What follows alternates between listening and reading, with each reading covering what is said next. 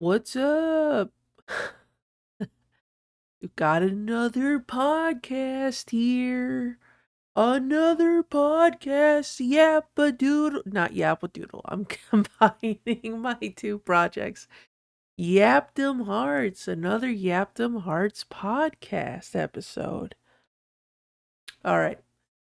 So the last two episodes have been about hot takes and about the different opinions that people within the Kingdom Hearts community have had towards Kingdom Hearts. This one is not going to be about that. It's going to be about something different. It's going to be focusing on content creators. So, still within the same theming of the Kingdom Hearts community, but just in a different sort of way, or I guess a different perspective, a different angle. So, for anyone who's not aware, in July, I believe specifically July, hold on. There's an event happening in Denver, Colorado in July. Hold on. Am I lagging? That's weird. I'm going to have to watch that back to see if I was lagging or not. It looked very slow motion in my previews. I was like, "Oh no. Something not is something not right here." Uh I think it's July 11th to July 13th. Actually, you know what? We have the internet. The internet can help us out here.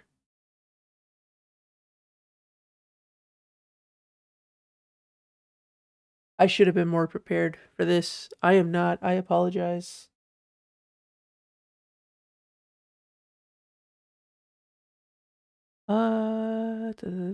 Right, Denver, Colorado, July 11th to July 13th. There is a Kingdom Hearts fan run event by KH Guides called Reconnect. Now, Reconnect is supposed to be like a big celebration of Kingdom Hearts. It's going to be all types of different events, panels, games. I believe there's more to offer from the event themselves. I've not gone any of the prior years. I think they didn't have one last year. They had one the year before, and it was in Texas. And I that was the first I'd ever heard of it. It was very last minute. Like I had only heard about it maybe a month prior. It wasn't enough time for me to set up plans and get a hotel room, flights, all that stuff. So I was like, oh, I'm definitely going to go to the next one, which is this year in 2025 in Denver, Colorado. And one of the things that they do during Reconnect is an awards show, awards event, awards thing called the Million Dreams Awards, based off of the Million Dreams Awards in Birth by Sleep in Disney Town with Minnie, where she was like, oh, whoever's the most exemplary citizen.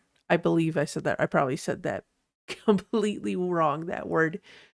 Um, it was like whoever everybody voted for, they were like, "Oh, you're the best guy, so uh here's an award." And it was Aqua Terra Inventus who won the award at the end, and they got their own ice cream flavor.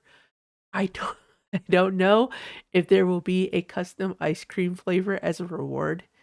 Uh, but one of the nicest things about Million Dreams Awards is the fact that you can nominate creators in different categories. So it's one of those things where you really want to like represent someone that you really like watching, or not necessarily just like a video content creator. It could also be somebody who makes art, somebody who cosplays, somebody that you want to represent within the community. You can enter a submission to the Million Dreams Award. So if you were to go to khguides.com/million dash dreams,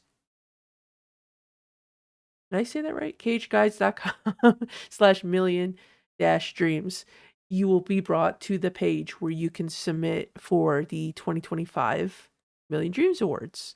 And you can also see on their website the previous winners. So there was ones in 2022 where they had a handful of categories, as well as 2023. 2023 had more options that you could pick from. I think they added 3 more categories to bump up the number from 10 to 13.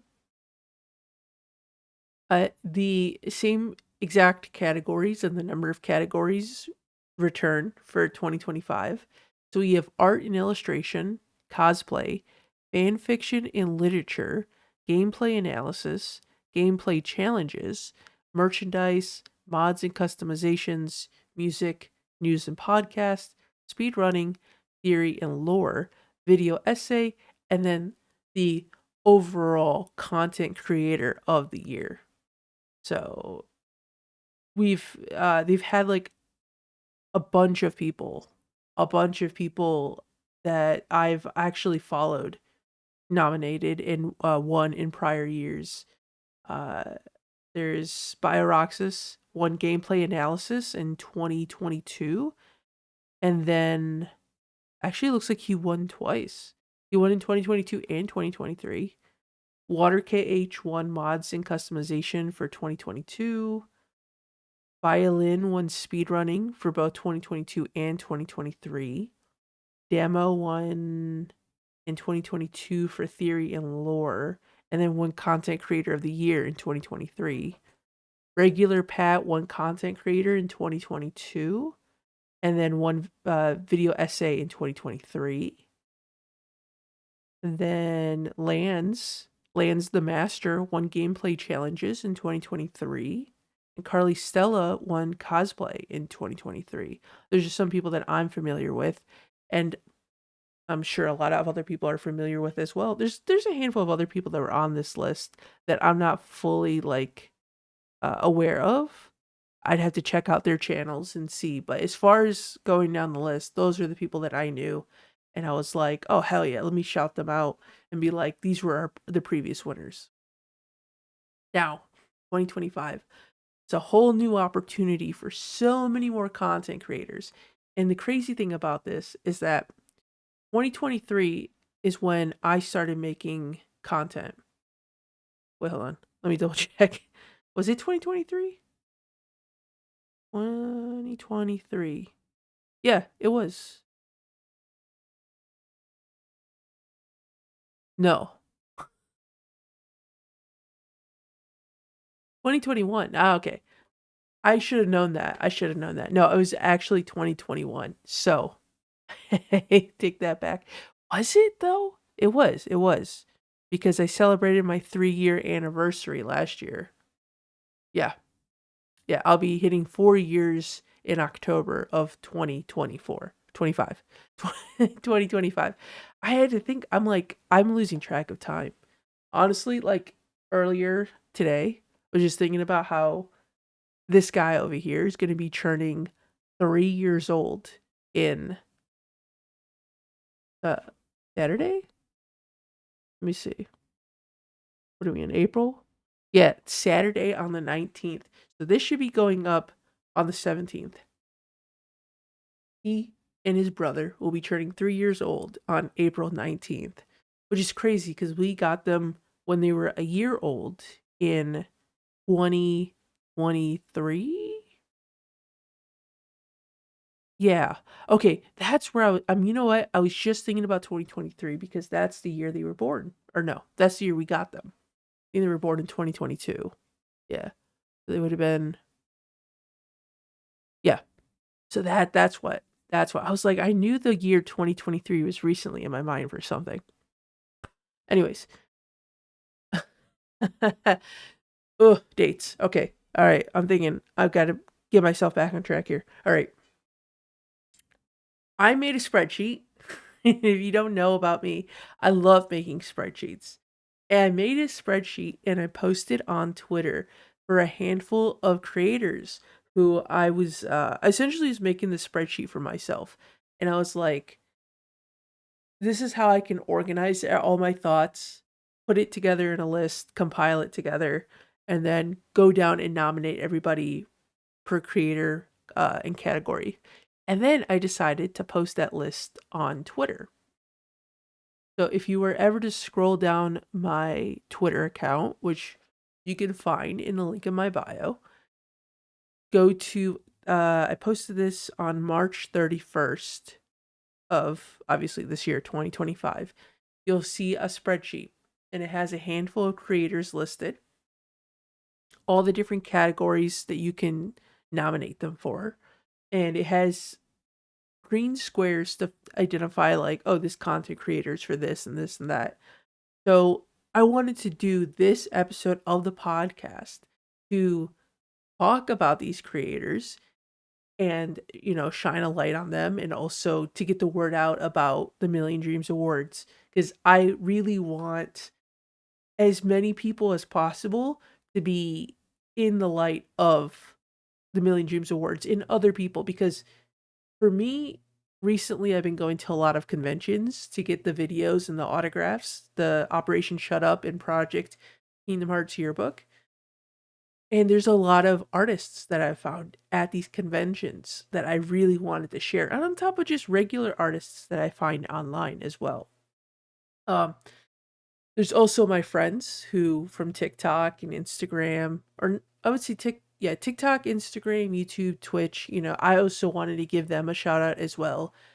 Initially, when what was it? I think when the first Million Dreams Awards was a thing, most of everyone I knew on the TikTok side had only been making content for just a bit.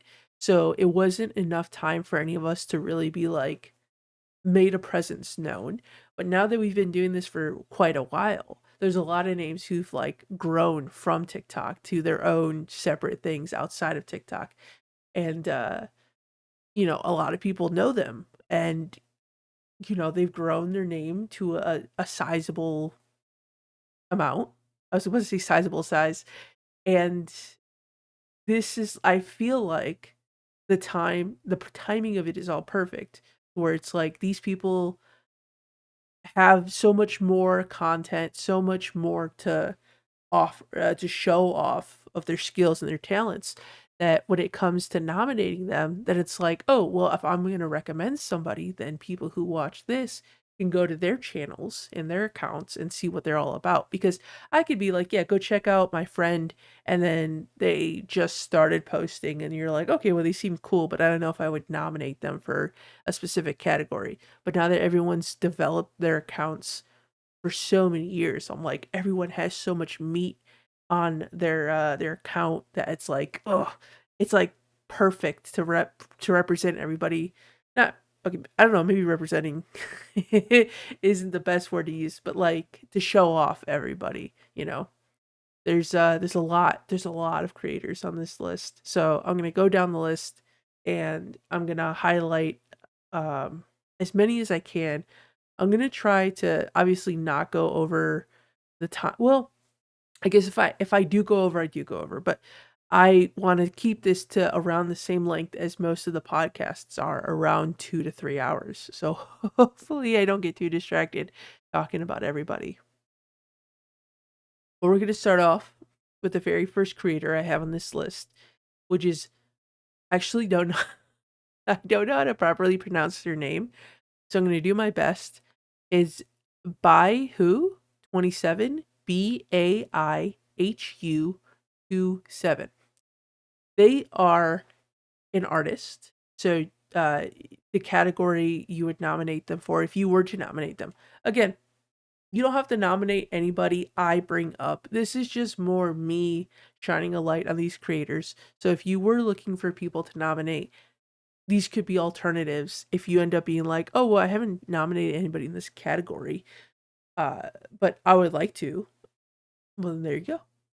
Here's some options for you. So, by who 27. I'm sorry if I'm pronouncing that wrong, but they actually, I commissioned them for Wackadoodle Trivia 3. Was it 3? Yeah, it was Wackadoodle Trivia 3. It was the Axel edition, and they made the Chad Chin Axel. That was actually a reference to Oath.jpg, who made a video of the Kingdom Hearts characters with a Chad filter on them. and I thought it was hilarious. So I asked Bai here if they could do like their version, like a rendering of Chad Axel, and they delivered. It was phenomenal. So definitely check out if it's the thumbnail of that trivia video as well. You'll see him right front and center, and I've used them in a couple other videos as well. Ugh, I don't know where that came from. I'm not even tired. It's like 10:30 p.m. right now. All right. Sometimes just talking too much will like do have me do weird stuff like that. I don't know. I don't know where that came from.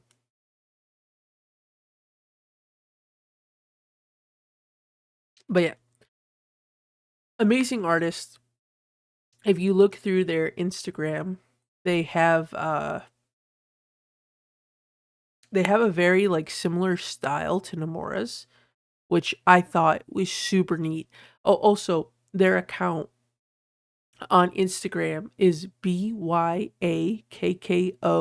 Arts ARTS. I think the by Who 27 was an identifier to their previous account that ended up getting hacked. So they made a new account under Byaco Arts. Yeah, I believe that was their old username. So in case you might recognize them from their new or old names. But yeah, if you look through a lot of their actually no, this isn't on Instagram. This is on Twitter, which I assumed in Instagram it's probably the same as well.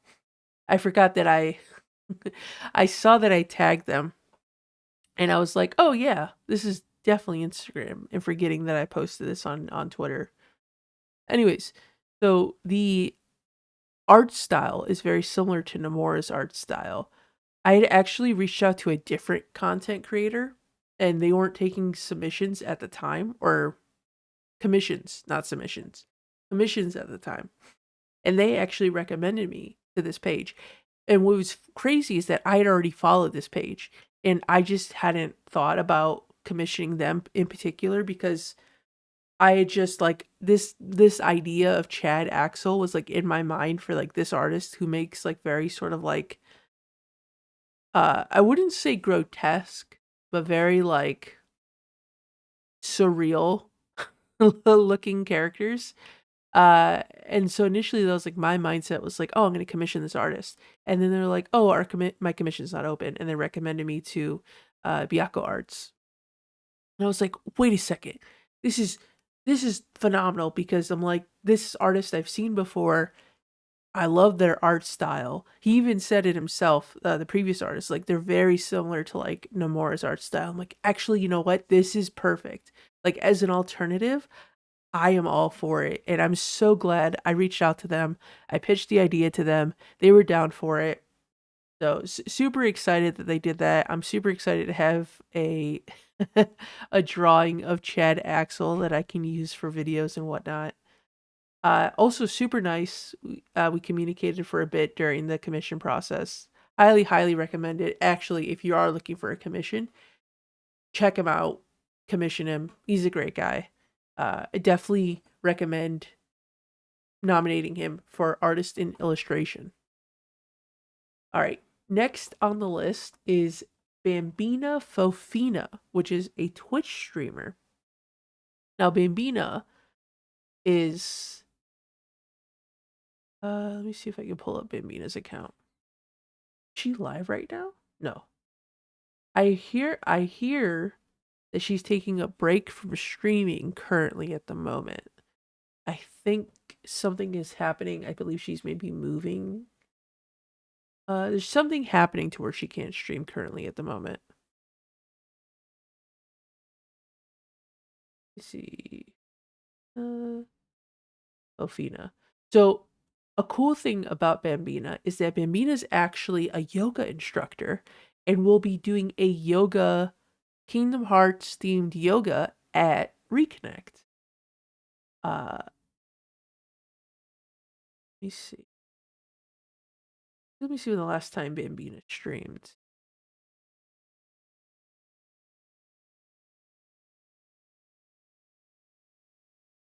I know that she was playing Hello Kitty Island Adventure, or at least I heard that she was, but I don't know if she was playing that on stream. Okay, looks like she was playing on stream. Okay, she plays actually a mix of things. There's Fortnite, Hello Kitty, Persona 4. So if you're a fan of any of those games, check out Bambina whenever she gets around to streaming again. I think it's actually no, it looks like there's one from 5 days ago. So I guess she must have been back streaming. Looks like she did a Fortnite stream on what day is that? Did the 11th? It looks like the 11th. Yeah, 5 days ago from today, the 11th. So definitely peep that out. Bambina has also given me the nickname of a Brisky Whiskey, which I love because I always try to come up with so many unique nicknames, and Brisky Whiskey has never been one that I thought of. So if you're ever on a Twitch stream and I'm in chat and Bambina comes in, she will always say Brisky Whiskey. I love it. It's so cool. It's so fun. I've had the opportunity to talk to her a couple of times. Very cool person, very chill. Overall, would highly recommend Bambina to check out on Twitter, not Twitter, on Twitch. They both start with the first few letters. I always mix match Twitter, Twitch, Twitter, Twitch. Uh, so the category that I would nominate Bambina for is Content Creator of the Year. Content Creator of the Year.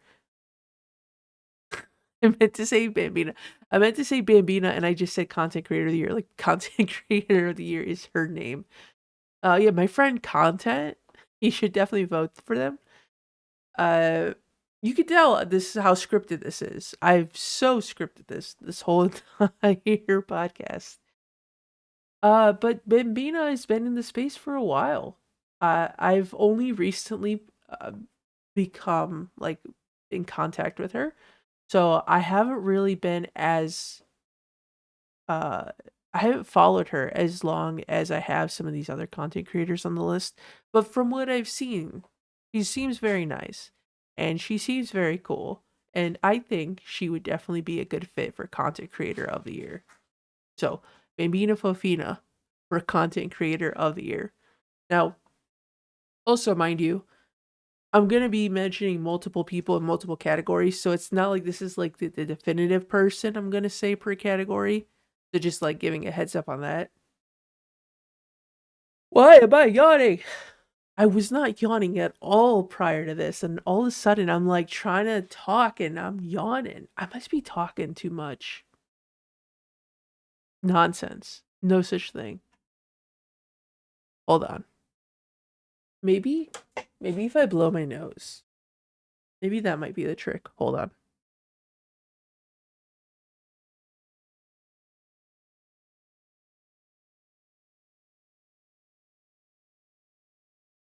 I kind of feel like I was a little stuffy. So I don't know if that's going to make a difference. Probably not. All right. Moving on to the next person on this list, we have BioRoxas. Now, BioRoxas, like Bambina Fofina, is in a very similar category where. Sorry, I had to pop my ears there for a second. I've only been aware of BioRoxas recently. I've had a couple interactions with him, not as many as Bambina, but a few times I've been able to speak to him. He seems really nice. He also had a really amazing submission about Nominate in the recent March Caprice, which if you have not seen it, you need to go see it. It is such a phenomenal video.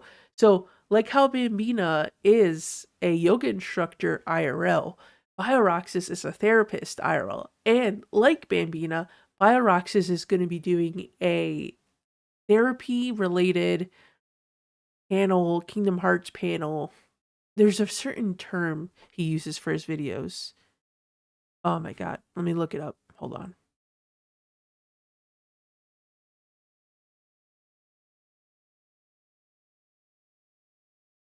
BioRoxas also streams on Twitch as well as on YouTube.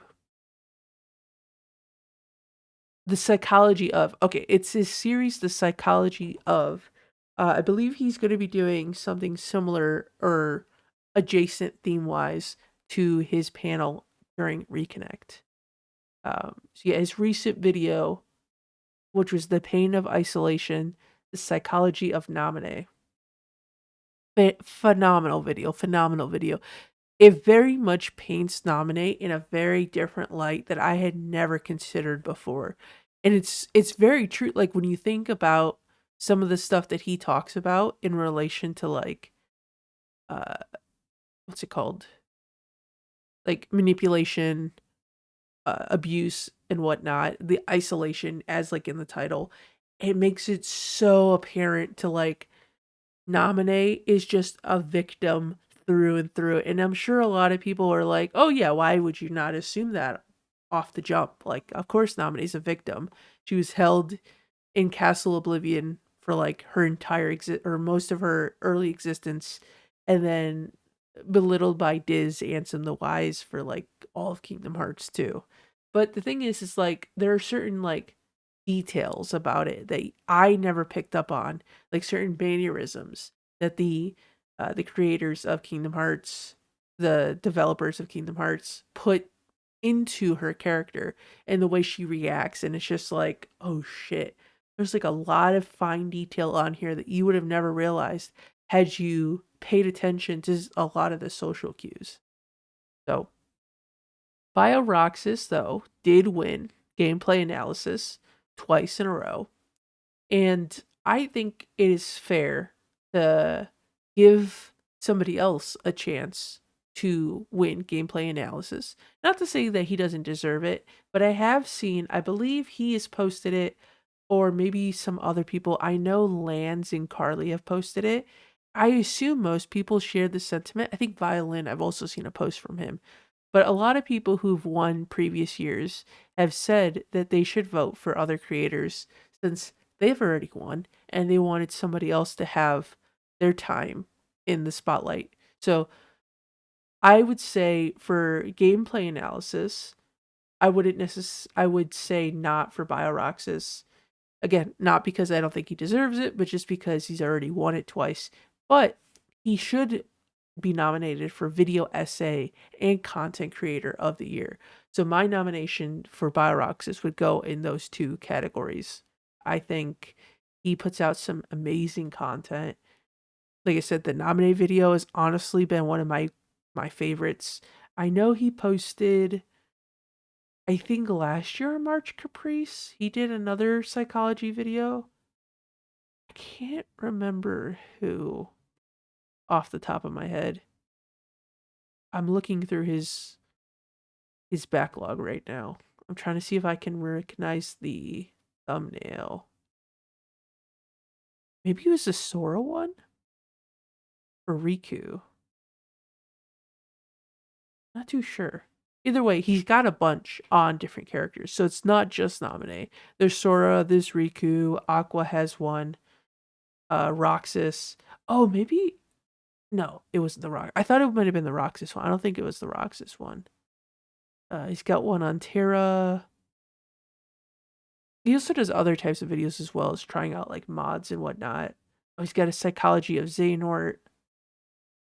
So yeah, definitely if you're somebody who's into like mental health and like that sort of like space, definitely check out BioRoxys. Amazing guy, amazing guy.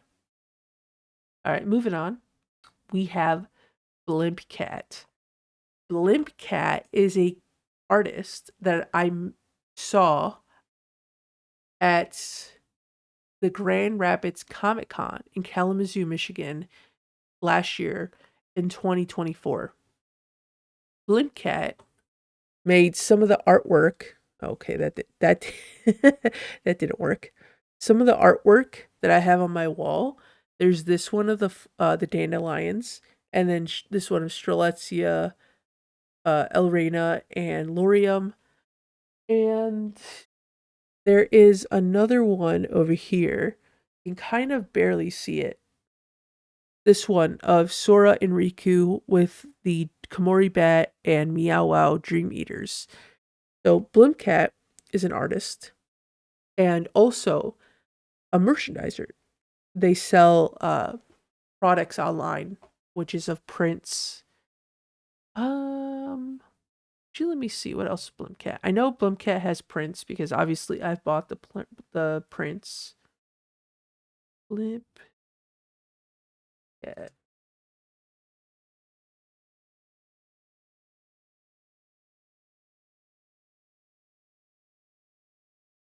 Okay, so they have other things other than pins.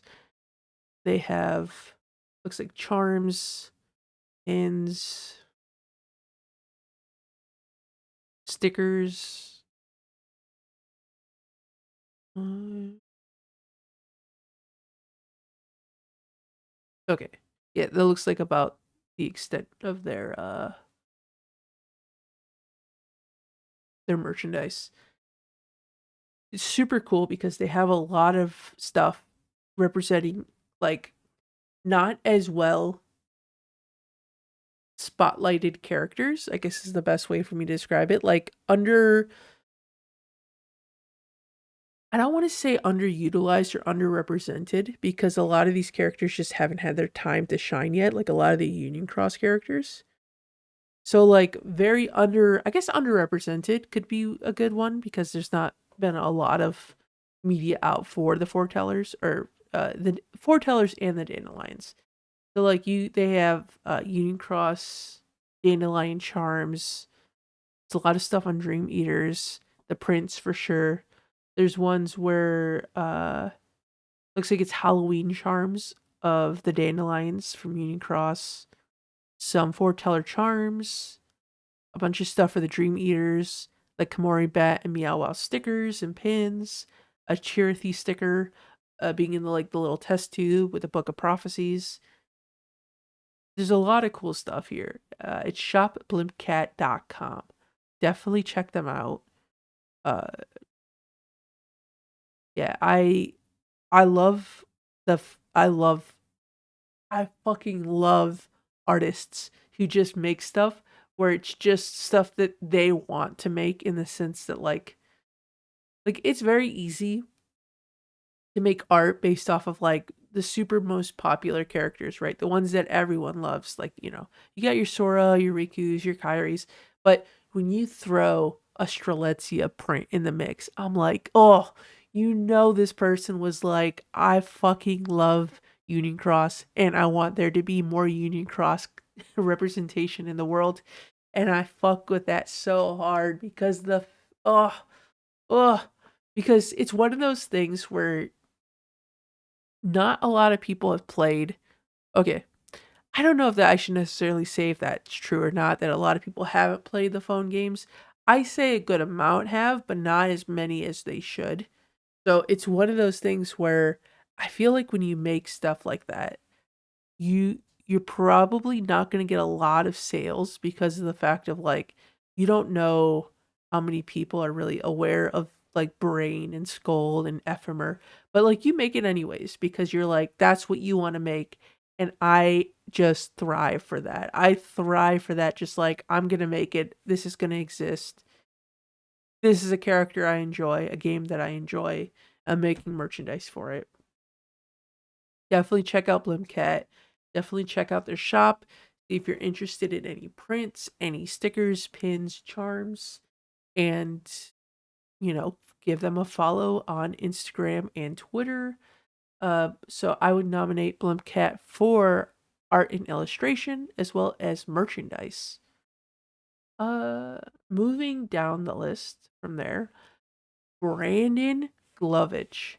Brandon Glovich is such a fun creator. He does stuff on YouTube as well as Twitch. I think Twitch is his main source of or his main shtick, but he does post stuff on Twitter as well or on YouTube as well. When he dual streams on both on Twitch and YouTube. I've actually edited a video for him. He did a challenge where he played through Kingdom Hearts 2 with no maps. It's just complete darkness. And the first episode of that challenge is up on his YouTube. But he also does other things like he recently put out a video where it was like smash or pass all the heartless. Uh Let me see. Let me pull up his page real quick. Da-da-da-da. He's also a musician, puts out some banger songs as well, and will also be at Reconnect performing with a group of other artists. I believe the name of the group is the Foretellers too. Pretty cool name. Pretty cool name. Uh, uh, let's see. Yeah, Heartless Smasher Pass was his newest video that he posted. Looks like 11 days ago. He's also, oh yeah, that's right. He's going through Kingdom Hearts 1 with a guitar, and he has like an actual guitar that is like the way he controls it is like the more he strums, I believe the more he strums, he's able to control the character, and like there's different ways with the guitar he controls it. It's super unique, super cool. He also mentioned that he was planning to do other instruments beyond just a guitar. So very excited to see where that what direction that's going to take. He also during March Caprice announced a podcast called The Character Files, where every episode is going to be dedicated to a certain character. And the first episode that came out, he did with actually I don't think he's posted it on YouTube. He posted the announcement video, but it was the Super Spaghetti Bros, one of the members of Super Spaghetti Bros, who actually won News and Podcasts for 2023. He had, it was the Ansem Report, I believe is the name of their podcast. They're the longest running Kingdom Hearts podcast, which super cool. I still have to check them out. I don't know much about them, but I've heard their names pop up a bunch, and they also did an announcement video for Reconnect as well. So gotta be having some pretty good podcast episodes. Definitely on my list of content creators to check out for sure. But Braden had one of them, one of the creators of that duo, on his podcast, and they talked about Ansem, Seeker of Darkness, for the very first episode. He also announced that the other members of season 1, or the other characters of season 1 that he's going to be talking about, are Maleficent, Dexian, Axel, and Kyrie. So super excited to see, because he's going to get content creators to talk to for every single character. So I'm curious to see who he's going to get for the other characters. Axel is a very interesting one because I'm a huge fan of Axel, but I also know that Oath.jpg is a big fan. Kelly Nicole 515 is a big fan. Jelly Lizzie is a big fan. And I'm sure there's tons of other fans out there. So I'm sure whoever ends up being the content creator that Brandon picks for that episode, all the rest of us are going to be super excited to watch, especially Kelly Nicole 515, because the thirst that woman has for that man is unquenchable. Fuck, I dropped my bottle cap. Ugh, I got it. Speaking of quench and thirst.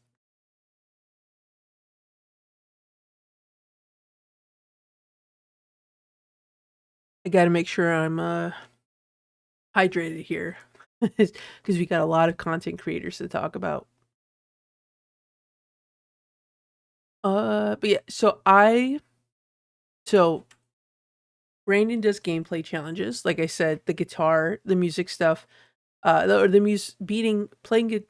Oh my god, playing Kingdom Hearts with the guitar, and then the no maps challenge. So nominate Brandon for gameplay challenges. Even though there's only one episode of his podcast, it is still a podcast. So I would also nominate him for news and podcasts, because why not? He's got a podcast. And actually, you know what? So this list, I will say, this list is not like a very I would never say this list is like a definitive list, because there's always content creators that I could have added to the list but it's one of those things where I'm like going through, I'm just sort of like off the dome. This is who I thought of. I believe they also had to have posted within like the last 2 years. And I also, I, because Neo side made it apparent to me, and I believe Kelly Nicole as well, saying that like some people could have been voted for content creator that I didn't list as content creator of the year, because I was like, oh well, I mean, you're not really like a Kingdom Hearts content creator, but they're like, oh, I don't think it really matters. Like anybody who makes Kingdom Hearts content could be nominated for content creator of the year. I was like, that's a very good point. So looking at this list, I'm like, you know what? There's probably certain categories that I might have missed out on. So I, even with this podcast episode, don't count it as like a definitive list. There might be some things I'm missing out on, some like details or whatnot. I try my best to like at least highlight these content creators to the best of my ability, but I'm sure there's probably going to be some content creators that I missed out on that I should have included, but probably just didn't think about at the time when I made that list. Um, eh, I was also gonna say is that I feel like Brandon also did speedruns, which is why I bring this up because of the fact of like Brandon could very much have done speedruns, but I'm just not aware of them. So again, take it with a grain of salt. I mean, no ill will to any creators. If I was like, "Oh, but this category and this category," it's like, I apologize. I apologize. If I definitely forget anybody who does something else category wise, I definitely would, you know, I will, as soon as I'm aware, will nominate them. And everyone else should do too. If you're like, oh, well, this person actually does this thing, fits in this category, by all means, leave it in the comments being like, hey, this person actually does this. I'm going to go nominate their ass right away for that category.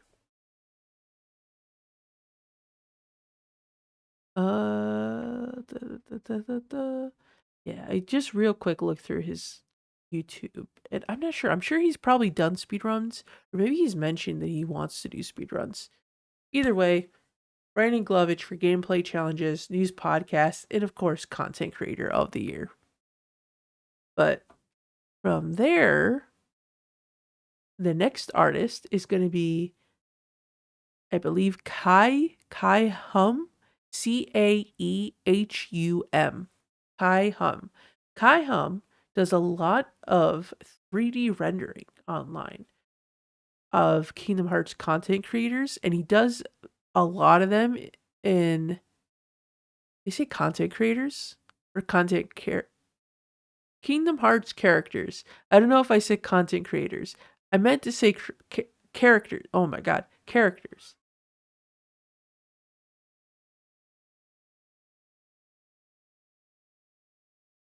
Oh, he's sticking out his hand. A lot of times I go up to him and I'll shake his hand like, "Good day, sir." I don't want to do it now because he's sleeping. His ears are twitching though. He's probably like, "Are you talking about me?" Anyways, I'm getting distracted. Uh,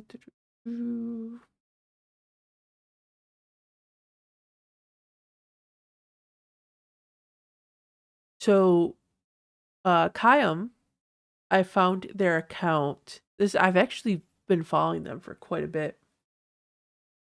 There was a lot of cool. Oh, is he not on Instagram? Oh, he's on Insta. Did I spell his name wrong? Aehum. Oh, maybe he's not on Instagram. I could have swore he was. Wait a second. No, he is. Oh, okay. No, so it's Caehum on Instagram. I was like, I knew for a fact I follow them, but they make a lot of their art via Blender. Or I guess a lot of their content via Blender. I still consider this as art. There's a lot of cool stuff on here. Like recently they did one with Sora and Roxas. There's one of Final Form Sora, Kingdom Hearts 3 Kairi. Kingdom Hearts 3 Sora, and a lot of it is just it's 3D rendering, but they're in sort of like there's ones where he's done like a Kingdom Hearts 4 quadratum sort of filter to them. So a lot of the characters look very realistic. There's a really nice one of Sora in Smash that has like a Kingdom Hearts 4 look to it. Definitely super cool. Uh there's a bunch of stuff, even like Final Fantasy's on here as well. Just the rendering is top notch. It's phenomenal. It's like the it's like when you watch the end of Kingdom Hearts 1 and it goes to like that full CG cutscene and you're just like, "Oh my god, this is so cool. This is so amazing." That's what their art looks like. That's what their art. It's the same vibe of just like, "Oh my god, just looking at characters in a different art style, a different perspective." It's amazing. Not the yawns. I gotta stop yawning. You're yawning too, huh? Maybe it's you. You're sleeping so much. Maybe you're rubbing off on me. I have been going to bed earlier, so that could be it too. Maybe subconsciously I'm just yawning because I'm not realizing that it's like, oh, you're going to bed at a normal time. I meant to record this earlier, but I got distracted. So now it's like 11 p.m. for me. So maybe my body's like, time to wind down. I'm like, no, we have to do this because I want to post this tomorrow before I forget because I have so much, because I've got stuff to do tomorrow after work. So I'm like, when am I even gonna have the time? I gotta do this now. Gotta do it now. But I'm not tired. I'm just y'all. I gotta stop thinking about it. I gotta stop thinking about it, or else I'm just gonna keep yawning. I'm not even tired. I'm not. So Kayam would recommend artist and illustrator. Also, I'm not really too sure, I guess, with content creator of the year if anybody qualifies for content creator of the year. Again, take this, don't take my word for law on this. Nominate these people however you want to nominate them. I'm just shining a light on them. Look at this more in the perspective of me talking about creators and the categories which you could nominate them for, but you could do whatever the fuck you want. You have free will. You could choose to do literally anything. Don't be like, you can only do this, you can only do that because I said so. Do whatever the fuck you want. You're your own free person. Next person on the list, Carly Stella. Carly Stella is a Twitch streamer. Does she post on YouTube? Let's see. I don't know if I followed her on YouTube. I think I might have. I have mostly caught her on Twitch and TikTok as well. I think I followed her on TikTok. Oh yeah, she just posts on YouTube. So I actually followed her on TikTok initially before I even knew she was a Twitch streamer. And then eventually found out that she was on Twitch. Oh yeah, so she posts on Twitch, TikTok, Instagram, and Twitter and YouTube. Okay. So she goes under as Carly Stella on Twitch and YouTube, and Carly X Stella on Instagram, TikTok, and Twitter. But Carly's streams are some of the most warm, comforting, just it's just so nice. It's just such a nice space to be in when it comes to just her content and just like her streams and whatnot. I think the last stream I caught of her, she was playing Ocarina of Time, and she was saying how she never got far in Ocarina of Time because she has really bad arachnophobia, and so it took her a lot to like sit down and like finally start to play Ocarina of Time. Um, she also told a story about how she went to New York for the first time, and there was like a one of the street performers is Mario, and they were really being like super like weird and aggressive towards her. She's like, I don't like Mario because of that instance. It's like shame on Mario. Um, but yeah, I don't know. It was fun. It was not to say that experience was fun. I'm sure that's very traumatic for her. But just that she makes it a very fun time. She's a very good storyteller. Hey Mick, you hear about Carly Stella and you're here? Is Carly Stella your favorite? You like Carly Stella? Carly Stella is great. But definitely check out her streams. Uh let's see. Her TikToks are great, Instagram posts are great. I haven't seen much of her YouTube stuff though, but it looks like she has a lot of her streams that she's edited into videos. So definitely gonna check out some of these as well. But so Carly did win cosplay in 2023. So I am gonna nominate Carly for content creator of the year because honestly, well deserved. Well deserved just to have somebody that can like I can go into their stream and be like, this feels just like the best way I can describe it honestly just feels like if there is a way to describe somebody as like a hug, like as a nice hug, that is Carly, like 100%. Like that is the best way that I can describe Carly Stella. It's just a nice hug that makes you just feel so happy and so accepting and so comforted. Just an overall amazing vibe of a person. Like, oh, so fun. Such a fun person. Such a cool person. Carly Stella, content creator of the year is my nomination. All right. Moving on to the next person. We have D3.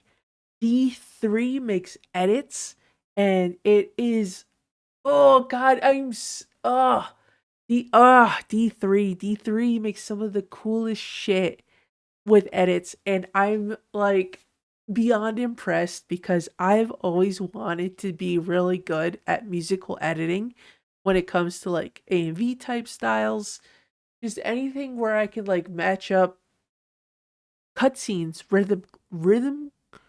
rhythmically rhythmically. Yeah, that word. D3 posts, let's see, D3's on TikTok. It's where I first found D3, but D3's also, I believe, on Instagram. Let me see. I try my best to get everybody's socials correct. D3 and TikTok and on Instagram and Twitter and YouTube. Um I don't think I have not followed D3 actually on YouTube. I'm gonna follow D3 on YouTube right now.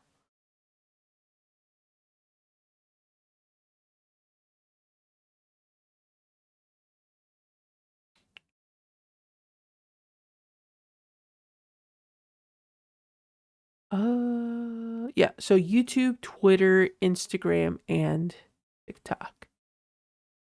Uh, posts some of the most amazing musical style edits, and highly recommend. Cannot recommend them enough.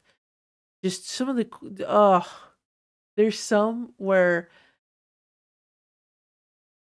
oh god, it's like if there was a word to describe his posts, it's just cool. Cool, cool with a capital C. Just the coolest, most fluid, most flawlessly executed edits that I have ever witnessed. As somebody who does edits, but obviously like not in the same realm as him, just like comedic and whatnot, informational. His is just like the cool kid edits. Like, oh, they're so good. They're so good. I can't honestly do them justice by talking about them. Check out his stuff 100%. It's D3 Gaming. Is it D3 Gaming on everything? So on Twitter, it's Gaming with D3. Instagram is YT.D3Gaming. And then TikTok is D3 Online. And then on YouTube, it is the same as Instagram, YT.D3Gaming. Check them out. Oh, some amazing content. Some amazing content. I would nominate D3 under as content creator of the year, honestly. Oh, he's so cool. He's so cool. I've had the honor of being able to talk to him a couple of times. Just like passing sort of like on Twitch chats and DMs a little bit. And he's a super nice guy, super nice. Definitely check him out. Definitely throw him a nomination. All right, moving on. We have Dallin. So Dallin actually had the privilege of working alongside him for the Nobody Daxian My Friends Pick the Mods for Me video challenge for the newest one. And he did a lot of the the mods for that one. Trying to remember because I think the team was it was Neosci and Dolan. And then the two of them worked. I think Neosci took care of a lot of the audio stuff. I think Dolan also took care of a lot of the audio stuff as well. Violin was also involved.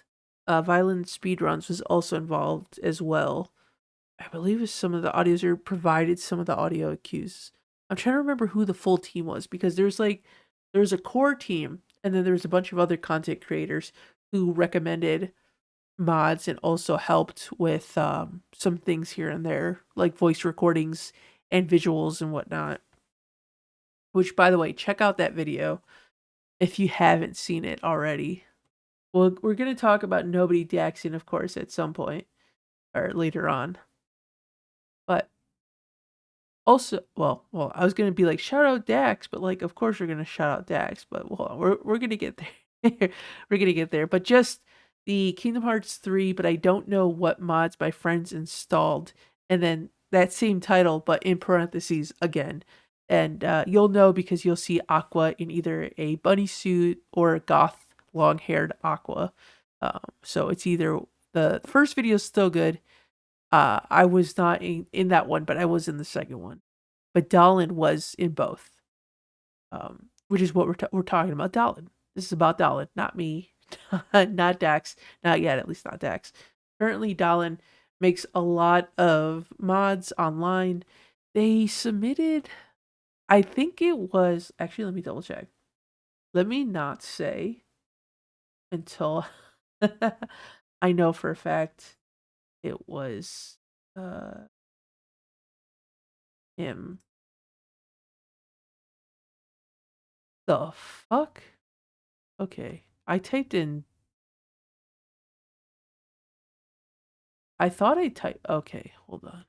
I typed something in and I've gotten some weird fucking search results. Kind of low key scared. Okay, hold on. Okay, yeah, for some reason, typing in Dolan with one L um came up with some weird stuff. I was a little concerned. I didn't know what I was looking at. So it's DALLIN 1016 is Dalin's username.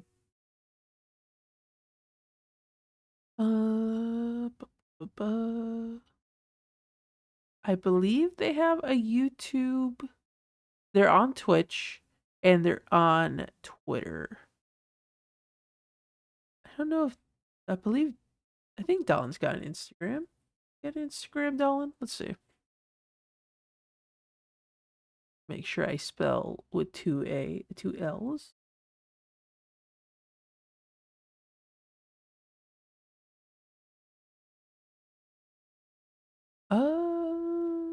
Not coming up. Maybe Dylan doesn't have an Instagram. Or if they do, maybe it's under a different name.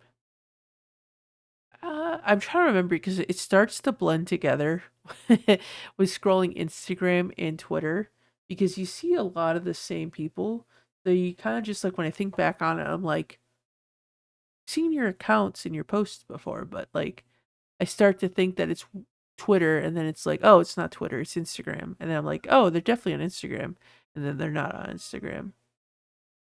So yeah, Twitter, YouTube, and um Twitch.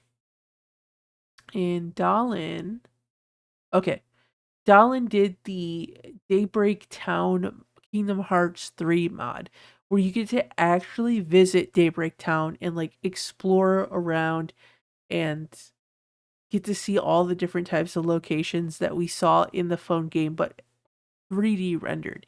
That was his March Caprice submission video. Stop yawning. Oh my god. This is the worst time for me to be yawning. I'm not even tired. I'm not tired.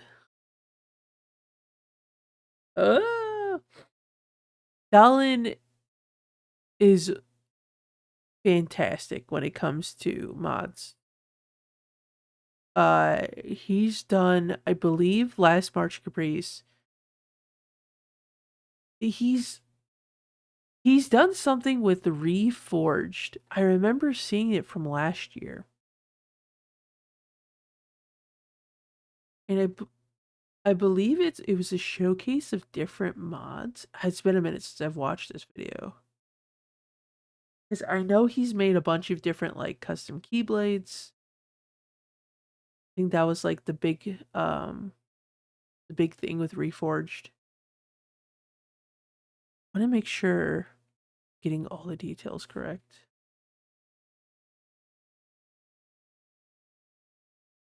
Yeah, so Keyblade Forge KH3 mod project.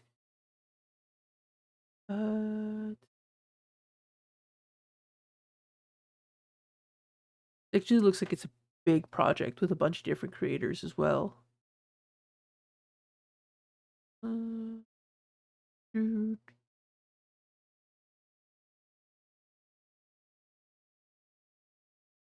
they did. Actually, well, I assume. Let me see. Let me check their Twitter. I assume it's probably okay for me. Not their Twitter, their Twitch. That they did a challenge recently.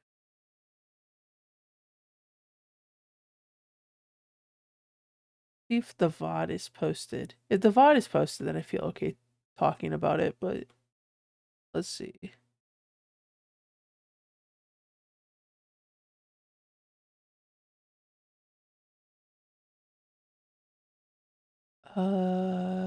Could just not exist. Maybe he didn't post it. There was a challenge. I watched a challenge that he did with some other content creators.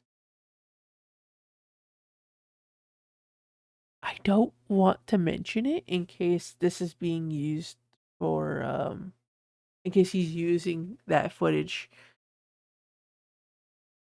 for a video. So I won't say too much on it. But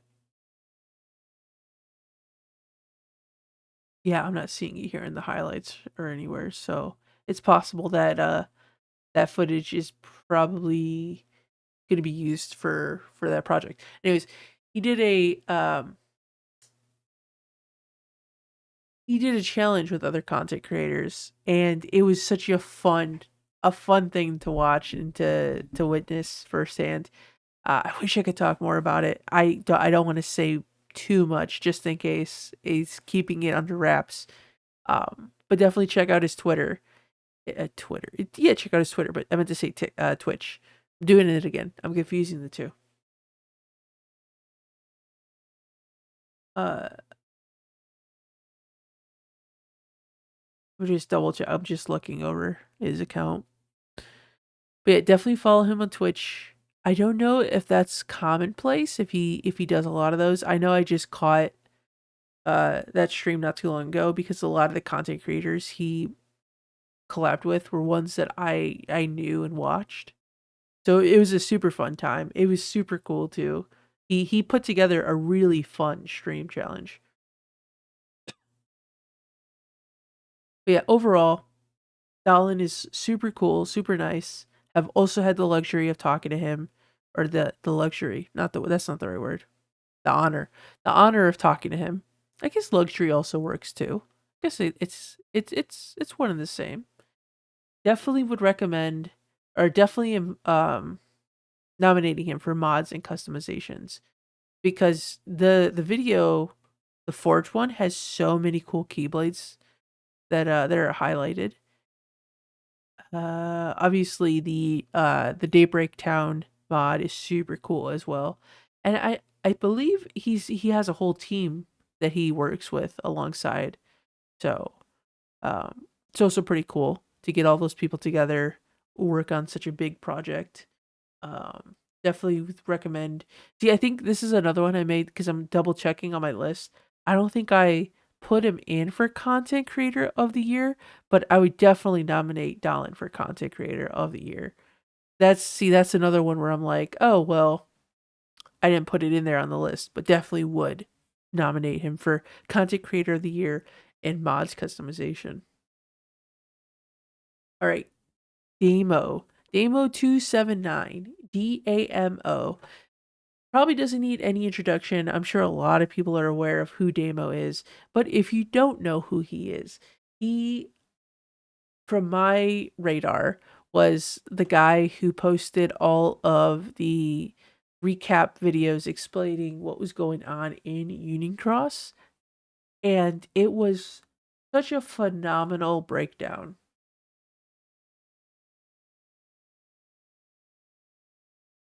Hold on. Wait a second. I think I typed in the wrong number combination. What did I type in? Oh, I wrote 269. It's 279. Okay, that's where I messed up. Just like how I missed the one L in Dallin's name. Because I was like, I am not getting anything remotely of what I'm supposed to be seeing here. Okay, so Dallin made, not Dallin, Damo. Damo made a bunch of breakdowns explaining the entire story of Union Cross, like way back in the day, like six or so years ago when Kingdom Hearts Union Cross was like in its heyday. He's also done a lot of different content on Kingdom Hearts. I just know that the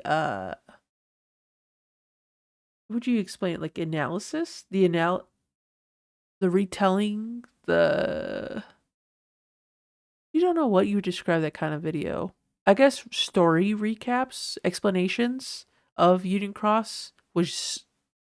I mean, there is so much to consume Union Cross wise that it started to get overwhelming. And this is a time where I would say like a lot of information on the game wasn't as easily accessible. So having somebody to kind of go through all the story beats and break it down and kind of give context on a lot of this stuff was super nice.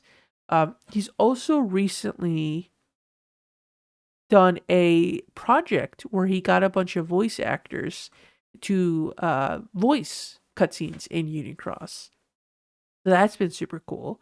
And he just announced during March Caprice this year that he's going to be doing a Dark Road fan dub as well. So super excited to see that. Oh, does he have a podcast? Oh, Damo's got a podcast with Water KH. I didn't know that. I'm gonna have to check that out. Yeah, okay, this is exactly what I was talking about. My list is not accurate because I was not aware of the I was looking through his channel just now and I see the podcast.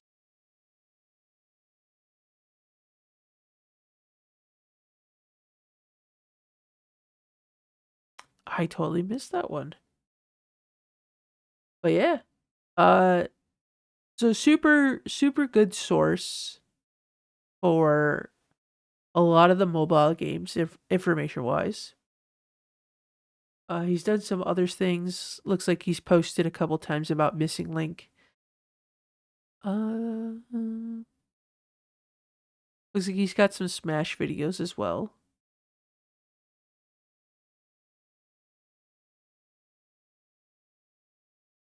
But yeah, overall. Oh, actually, does he have two podcasts? Oh wow. Does he have? He has two podcasts. Not only am I finding out that he has a podcast, he's got two podcasts. Wow, he does. The Kingdom Hearts podcast. And then maybe this is one with just him. And then he's got one with Water, which is the state of the heart.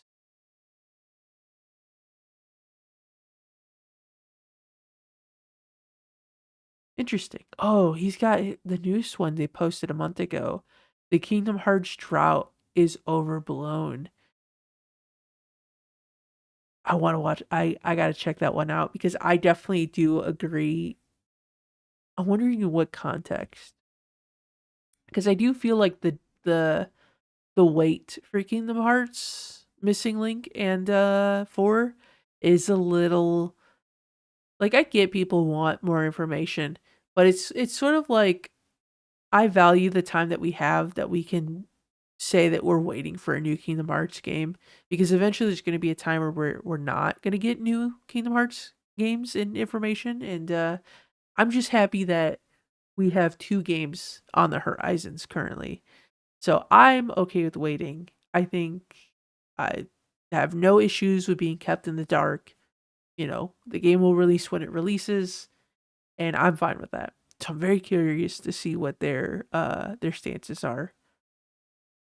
Uh, but on that note, Damo did win. What was it? Content creator. He won content creator in 2023 and theory and lore in 2022. So excluding those categories, da, da, da, da, I would nominate him for video essay. And now that I know he has two podcasts, I'm going to nominate him for news and podcast for sure. Uh, Moving on. Dia Muir, Diamiour. I think just Dia for short. DIA. Ugh. Sorry, I had a crack. I like went to go be like hype, hype, hype, and then I like stretched back and I was like, my back. I had to crack my back there for a second. Well, I was trying to multitask. I was trying to get excited and crack my back at the same time. Okay, there we go. Sometimes you can just do it. I can do it if I lean back, but I wasn't leaning back far enough. Oh, it was just a random hair, random fluff that goes past. That's always the. Oh, Tony.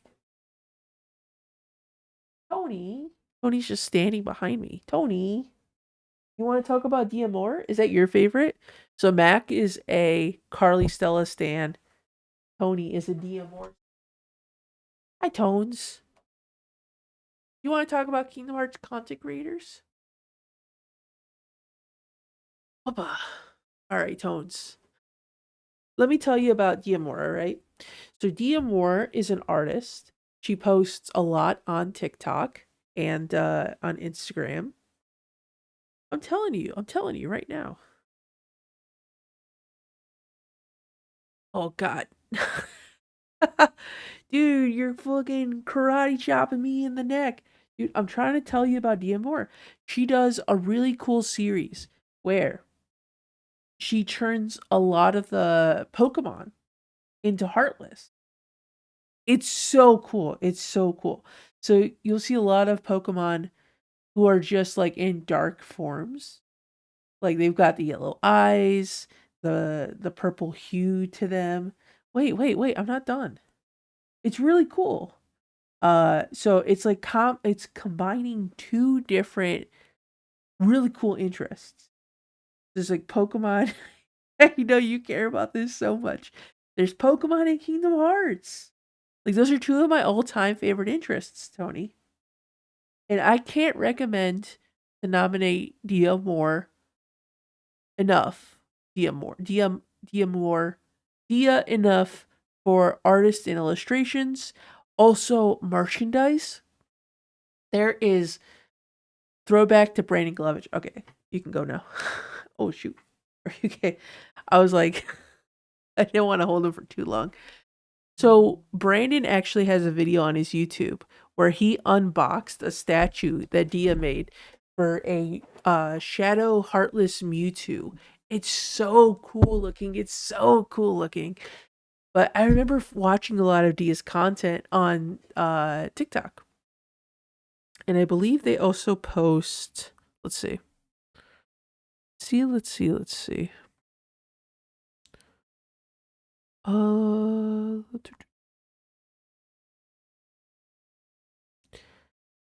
They post on Instagram, TikTok, and Twitch. And they also have a shop as well that has peruse here. Stickers, charms, prints, pins, sticker books. Oh, sticker books. Oh my god, I've been wanting to get a sticker book. Oh, it's like a heartless Dex. I legit have had my eye on one on Etsy that is a Pokedex cover. This one is a Heartless Dex. That's cool. That's cool. I didn't know she had that. I've been wanting to get a sticker book so badly because I see so many cool stickers and I'm just like, I never buy them because I don't know what to ever stick them on because I feel bad wasting them. But it was one of those things where I'm like, if I got a book, I'll put them all in the book. I feel like the Pokedex is the perfect cover art. And this is like, ah, it's the best of both worlds, Pokemon and Kingdom Hearts. Dude, I gotta get that. I gotta get that. That's the one. That's the one I've been waiting. I was like, I gotta find the best sticker book. And I was like, just waiting, just waiting. Uh, oh, they got a sticker pre-order going on right now. Got Heartless Victini, Mudkip, Butterfree, Pichu, Turtwig, Torchic, Goomy, Slowpoke, Sprigatito. Some really cool stuff in here. But the Heartless Mewtwo statue, Brandon did an unboxing video of, and you can see it in the background of his Twitch streams. It's so sick. It's so cool. Definitely check out Diamore, DIAMIOUR.com. And definitely go buy some fucking shit. This shit's so cool. It's very sort of like how would I describe the art style? I wouldn't say it's a very dark art style. It's like a very colorful, yet obviously like it has like the heartless vibe to it. So it's very colorful, but it's also very sort of like what is the style I'm looking for? I guess colorful dark. Colorful dark would probably be the best way to describe it because it's like it has both just the combination of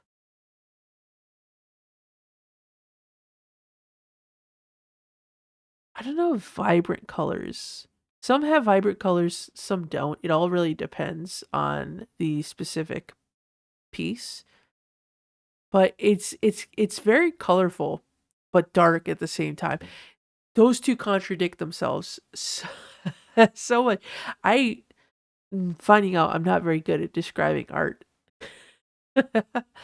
But I mean, because I'm just looking at some of these, like this Chimchar with the blue flames on the tail, but like the purple tones on the fur instead of the orange. Like it's so colorful. but yet it's so dark, which contradict each other. But stickers, I'm looking at the stickers. We got like Heartless Cubone, Chimchar, Diglett, Piplup, Eevee, Suicune, Psyduck, Litwick, Jigglypuff. Oh, that dude, this primal Groudon looks so cool. He has the heart emblem on his chest. Yeah, I got so excited I had to sneeze. I I might have to buy that when I buy the sticker book. Ghastly Haunter. I've seen a lot of these from her videos that were posted on TikTok, but there's a lot that I'm noticing that I have not seen. Got Shadow. Actually, I was gonna say the Shadow, but it's Heartless. I guess it's one and the same. It looks a lot like Shadow Pokemon from Colosseum and Gale of Darkness. Togepi, Cyndaquil, Celebi, Absol. This Lugia looks pretty badass too. The shiny Heartless Lugia. Okay, I gotta. Ooh, this Charizard looks sick as fuck. Shiny Heartless Charizard sticker. It's got like rainbow wings and the Heartless sigil in white. Dude, that's so sick. That's so sick. Okay, hold on. I gotta stop. I gotta stop. I'm gonna be scrolling. There's so many pages of stickers. I might have to buy like half these stickers for my book here, for the sticker book. Uh, so for Dia, would nominate for art and illustration as well as merchandise. Um, but yeah, definitely go check her out. Check her out. Super cool stuff. All right, our first TikToker from the TikTok group, Eliastic. Eliastic, who is actually featured on a podcast episode. I don't remember what number off the top of my head because I've done a handful of them at this point. Ellie does some amazing cosplays. She did recently, I can't remember because I'm thinking of the One Piece cosplays, but I know that she's done another one recently. I know Vor obviously comes to mind.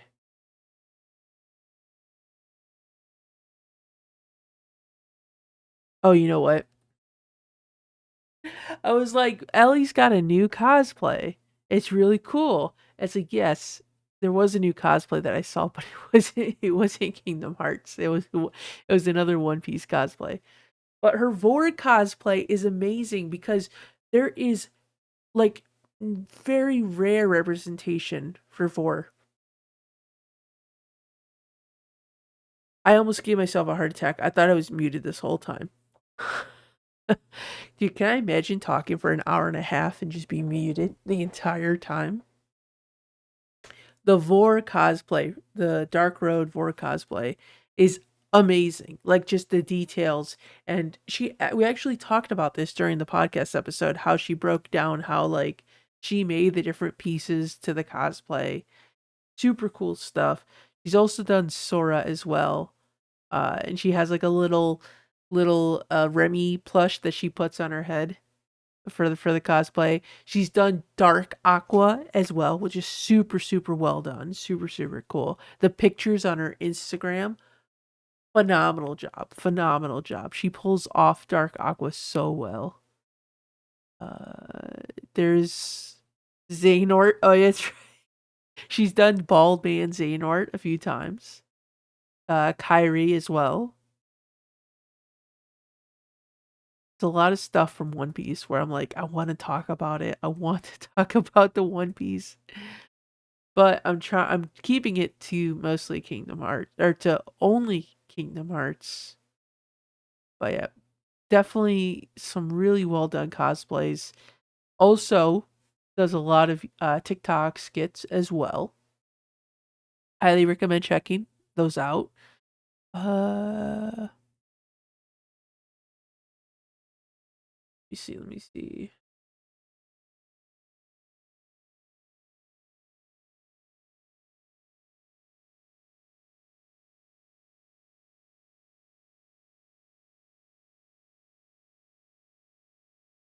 I'm just like, all I'm thinking about right now is like, I gotta highlight the One Piece. I gotta highlight the One Piece.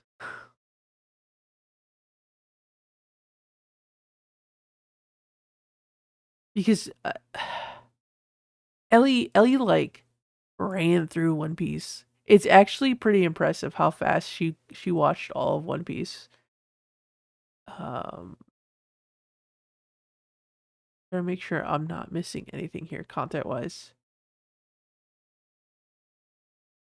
Yeah, podcast, uh, YouTube, not YouTube, Instagram, TikTok, Twitter.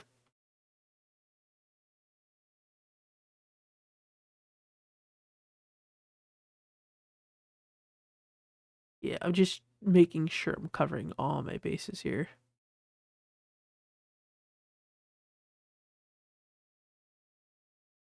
I Yeah, I believe I've got everything here. Okay. So, when it comes to Ellie, I would nominate for my arm is starting to get tired. I'm using a trackpad for my other computer cuz um I have my laptop plugged in and I'm recording on my PC because for some reason it sounds so much better in recordings when I record on my PC versus my laptop. And I cannot figure out what I can do to make my laptop sound the exact same way as my PC. I'm assuming there's probably different USBs. So right now I'm navigating. I should have just had my. Why I don't have both my PC on both screens, I have no idea. But I'm I don't know. I didn't really question it until just this moment. I'm trying to pull up the list so I can make sure I'm covering everything here. But cosplay. Cosplay is what I'm voting for. Nominating Eliastic 5. It's ELLEASTIC 5 for cosplay, as well as content creator of the year. That was another one where I noticed that I did not fill in that bubble for content creator of the year, but would nominate for content creator of the year. Following Eliastic, we've got Halloween Town, and it's HOLLOVVEENTOW.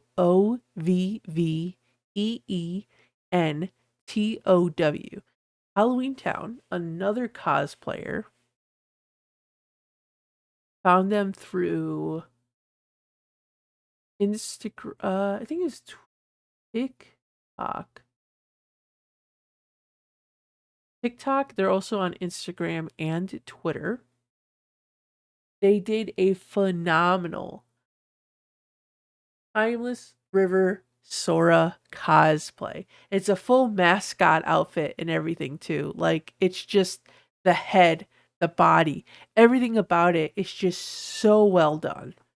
It's they did such a phenomenal job. They also did Vanitas for March Caprice for the cosplay walkway. Phenomenal job. Phenomenal job. They also make puppets. So they have a heartless puppet of a shadow, and they've also did one with Unversed.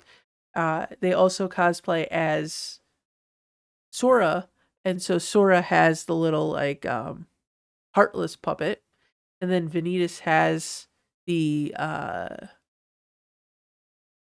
the Unversed Flood puppet. Shoot, I clicked on a video. Super loud. I mean, you know what? It's actually good that I have this separated because I'm clicking on so much shit and it's not getting picked up on my computer whatsoever. Thank God. Although I could just mute it. Um, so I guess that's not really thank God for no or I don't know what I'm saying. I don't know what I'm trying to say. Oh, they also cosplay Demix and they have the sitar, the whatever the name of Demix's sitar is. They made like a life-size one and like a mini version.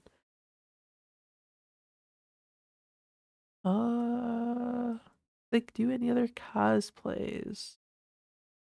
Or they have Kingdom Hearts wise. I believe that covers it. Timeless River Sora, Demix, regular Sora.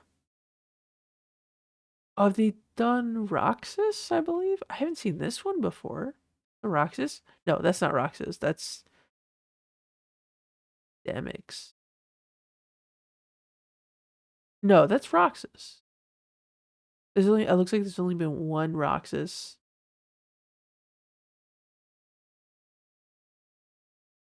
The hair the hair is the same color as Demix, so that's why I thought it was Demix at first. Oh yeah, they're also working on a Lion Sora, which is going to be super hype. I'm super excited to see how that one comes out. Uh, yeah, definitely check out Halloween Town on Instagram, on TikTok, and Twitter, and nominate definitely for cosplay and content creator of the year.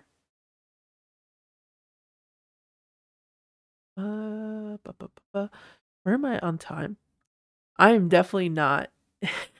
Oh shit. I am, oh my god. How many creators am I down? 3, 5, 6, 7, 8, 9, and 11, 12, 13. Probably about a third away down this list, and I'm an hour and a half into this. Okay. I didn't want this to be too long, but I can't talk quick. All right. Moving on to the next one. We have Holly Polly.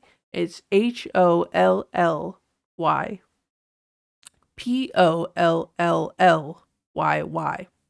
Holly Polly. Holly Polly has some of the coolest looking art, and the coolest thing about it is that it's a lot of it is like original concepts. Um, hold on. Let me look at Instagram. I always initially scroll through Twitter, but Instagram, especially for the artists, tends to have the best selection of like their overall works.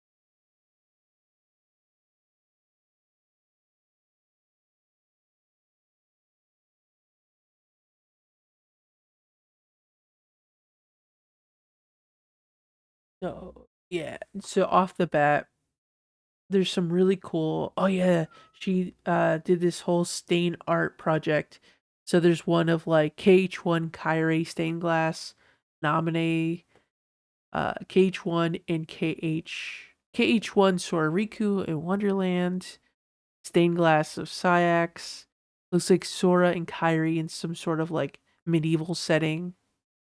KH1 K Oh my god, I keep saying KH1 as if it's a name. KH1 Sora and Kyrie in like I think it's either Traverse I think it's Traverse Town. They're like having dinner. Oh, this one's sick. Roxas and Nominee in Tron's world. Kyrie with Keyblade armor. There's one of Nominee. Sora and Kyrie in like looks like a winter Christmassy Disney World. Looks like drawing of Nominee, Roxas, Hayner, Pence, and Olette in the classic KH2 where picture where they're all together.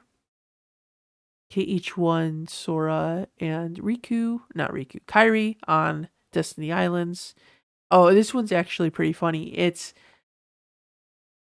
Kyrie, Sora, Nominee, and Roxas, and they're all making food at Little Chef's restaurant. And there's two versions. There's one where they're actually successful, and then another one where they're all failing. Uh, the different tasks that you could do. I thought that was pretty funny.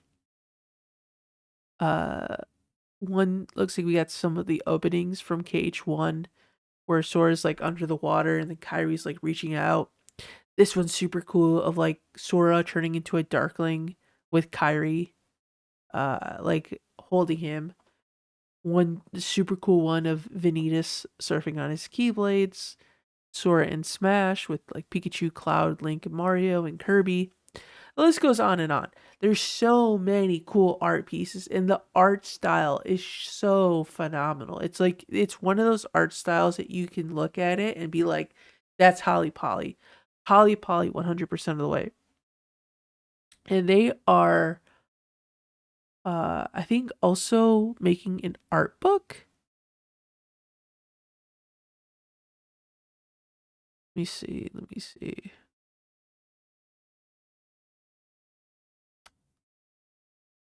Yeah, they have an art book, Kingdom Hearts art book. It's a lot of different options. What's up, Tones? You want to talk about Holly Polly? He's like, Tones is just here to support all the Kingdom Hearts artists. He's like, if you make art for Kingdom Hearts, Tony is a fan. First it was Dia Moore, and now it's Holly Polly. You're showing your bias. You're showing your bias. It's okay. They're great choices, Tones. They're great choices. They really are. All right. uh,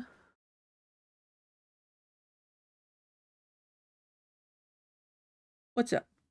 You want attention, but I'm recording a podcast right now. I'll see you. You got some eye boogies coming up here on the podcast with eye boogies. What do you think this is? Eye boogie hearts? No eye boogers, no eye boogies. Oh, are you upset? He's upset because he likes sitting up here and Max sleeping in it. You can't bully him out of it. You gotta take turns. All right. This is why this is gonna take more than 2 hours. Okay, so they actually have multiple avenues of like buying merchandise from them. Looks like they have a print shop where you can get a lot of cool stuff on here. Um, you can get like the stained glass as like acrylic charm. Get some Final Fantasy ones in here too. I'm seeing some Final Fantasy 14, 10, 7. A couple variants of the 7. Again, I would probably be here for hours just highlighting all this stuff. But definitely go check out Holly Polly. Very amazing artist. Some really cool stuff here. And I would nominate Holly Polly for art and illustration, as well as merchandise. High quality stuff. High quality stuff. 100%. Like that label, all the artists get for this list. Every single artist is some high quality shit. Shit in a positive sense, not in the negative sense. Isn't that right, Tones? Isn't that right, Tones? He's over here. He's just you can see my One Piece, the brain rot, the One Piece brain rot. Isn't that right, Tones? High quality, the highest of quality. Shoot, I don't think there's. Can we get both cats? I don't know. We might. I'm tilted though. Not IRL, just like physically. Can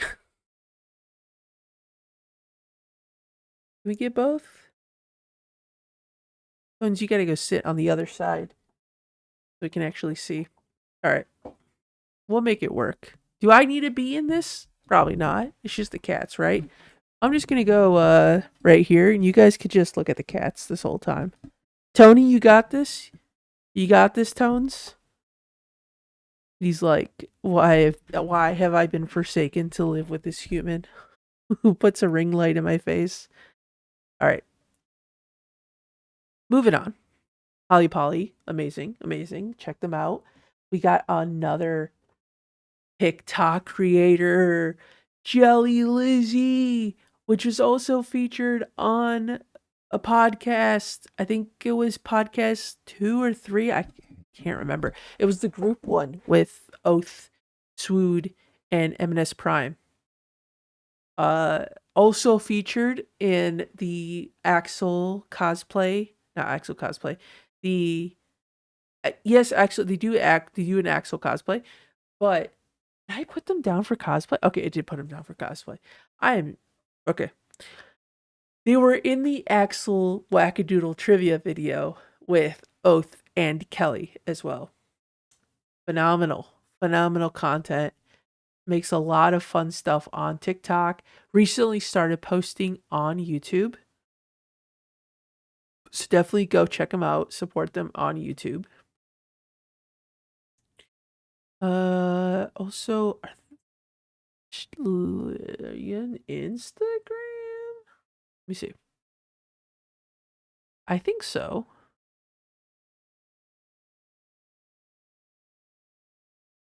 Yeah, it's on Instagram.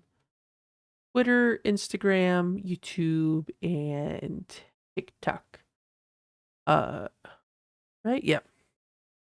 So definitely go check out Jelly Lizzy on all those platforms. They do a lot of it's a good variety of stuff. There's some good cosplays. She does Axel cosplay.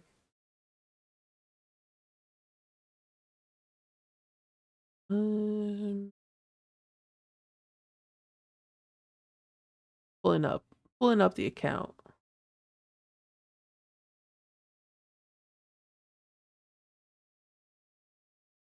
I closed out of so many tabs because I just had like 15 tabs just open. And I was like, wait a second, I should have closed out some of these. Um uh oh yeah, they did the Fantastic Seven as some posts on TikTok. Another One Piece enjoyer. Another One Piece enjoyer. Uh oh yeah, Master of Masters, another great cosplay. Axel. There's so much Axel content that they have like two separate playlists on TikTok. It's always a treat whenever the Axel content comes back. I uh I always get a kick out of the Axel stuff. We what was it? Oh yeah, it was during the trivia video. They were saying about how they were in full Axel cosplay when they were doing a TikTok once before. And they were like making, oh god, I don't remember if it was like some sort of drink. And I don't know, it was like a funny story the whole time. I remember I even like went back and was like watching through a bunch of different Axel TikToks just to find that one after that after we recorded that one. Definitely recommend it. There's a good mix of stuff. I feel bad because there's a lot of things I'm skipping over because it's not Kingdom Hearts related. But if you're looking for somebody who just has a good mix on just so many different topics, you know, um, definitely check them out whenever you get a minute. I just saw Humpty Dumpty from Shrek. Not Shrek, it's Puss in Boots. I keep see the thing is, there's a lot of times where I'm not talking, and it's because I see something and I'm just like processing it, and I'm like, that's not related to what I'm talking about. I should not be. I shouldn't be focusing on this right now. Like Humpty Dumpty from the Puss in Boots movie. Like I'm looking at it because I'm trying to like use context clues as to what's going on, but I'm like, I'm getting distracted. I'm getting distracted. So Jelly Lizzy, cosplay, great skits, highly recommend. Da, da, da. So nominate for sure for cosplay and content creator of the year. Why did I not write that down? Content creator of the year. Yeah, I feel so bad now looking at this list. There's so many people where I'm like, why would I not write that down for content creator of the year? I don't know. I don't know what my mindset was with making this list. I should have been more thorough. But yeah, also have had the opportunity to talk obviously multiple times with Lizzie, with Liza, and great soul, great time always with talking to her with conversations and whatnot. With conversations, what a weird way to say that. She's a great person. Highly recommend. Amazing cosplays, amazing skits. Go check her out. All right, moving on. We've got JJ. I actually don't know how I'm going to pronounce this name. It's spelled JJESZKACRAFTS. So it's like Jessica J Jessica Crafts.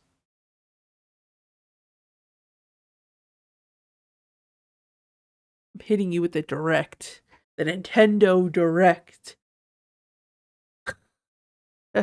because I'm about to directly tell you about some fucking amazing. Uh, it's art. It's 100% art. No ifs and ors about it. Hold on, let me pull up their account. It's words again cannot describe this. It is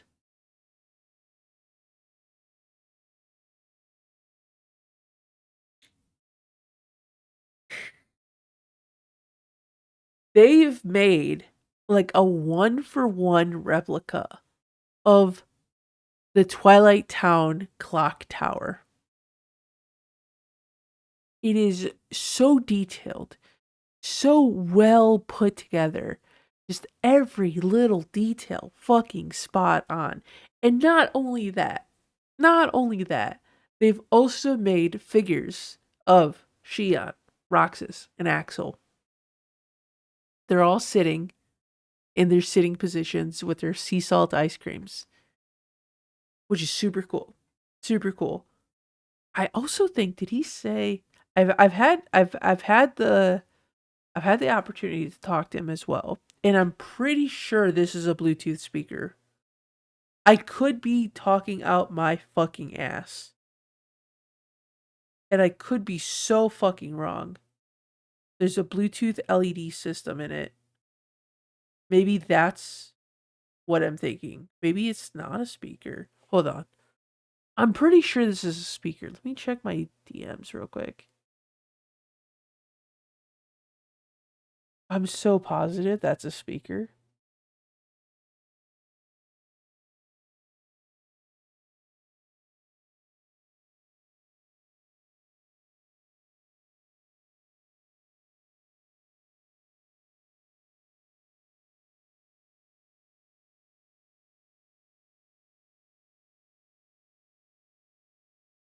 Did I? Does TikTok delete DMs?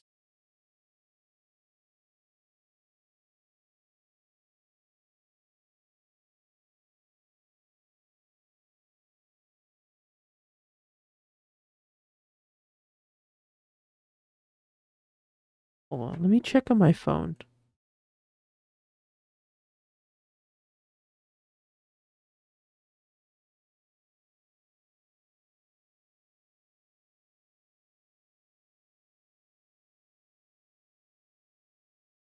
You know what? I could always pause this. No, we're doing it live. We're doing it live. It's fine. Hold on. Shouldn't take too long. I'm so positive. I just want to really know. I mean, even if I pause it, it's only going to be for like a second. I'm so positive this is a Bluetooth speaker, or it could just be, it could have Bluetooth lighting.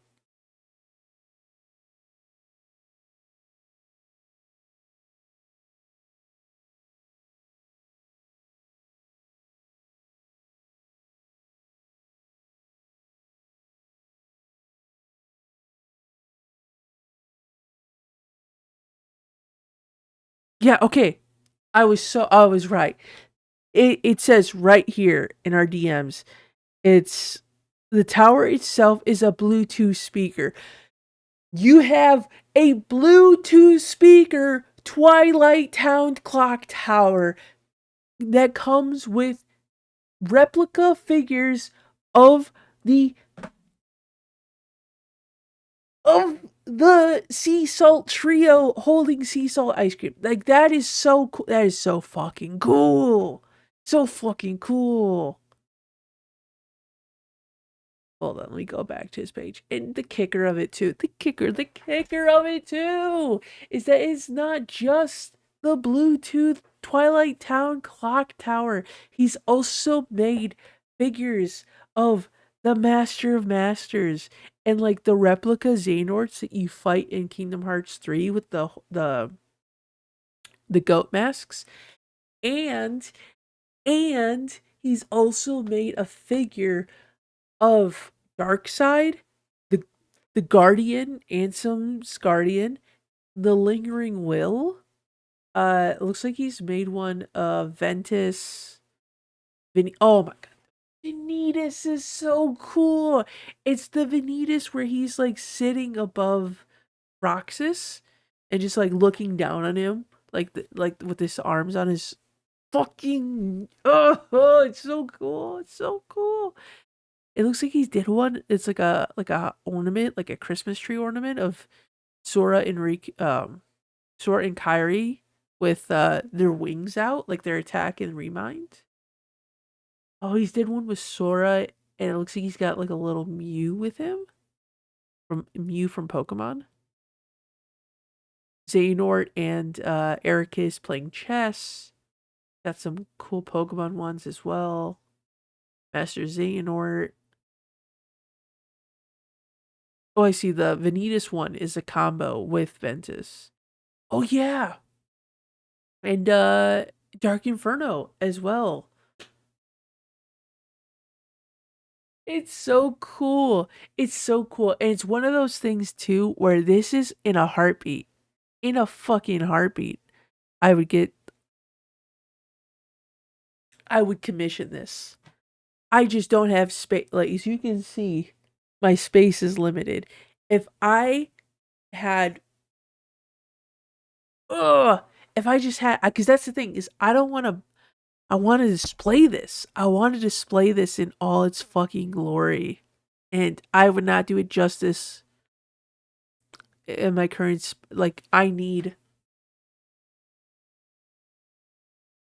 more space. I need to figure out a way. I need to figure out a way to buy this and then display it and then have it in all its glory behind me. Oh, it's so cool. It's so cool. Definitely go check out J Jessica's crafts. JJESZKA crafts. CRAFTS. Bluetooth speaker Twilight Town clock tower. Oh, it's so cool. It's so fucking cool. So definitely nominate for art and illustration. Fucking round of applause. Round of applause. Everybody, round of applause. All right. Next content creator. Another TikTok homie, Kelly Nicole 515. What can I say about Kelly? What is there to say about Kelly? Kelly's been in like 3 so far. Wackadoodle, no, 4 wackadoodles because we did one on Twitch. Technically, I still have to edit that one. That one's gonna get posted on YouTube as well. Oh my god, I just looked. We're at the 2 hour mark. Okay, this one might be a little bit longer than 2 hours then, because there's no way I can just. Because by the time I put out another podcast episode, it's gonna be past entry submissions. Okay, I'm gonna try to like focus. Kelly Nicole 515, amazing content creator, does a lot of hilarious skits. You gotta fucking check her out. She's on YouTube, she's on Twitch, Twitter, Instagram. Also has her own shop, Oops by Kelly Nicole. Got a bunch of cool little doodads and knickknacks and trinkets. Uh, Actually, no, I think it's not Oops by Kelly Nicole anymore. I think they rebranded. Okay, no, so it's still Oops by Kelly Nicole. It's just the Oops Boutique. Oops Boutique.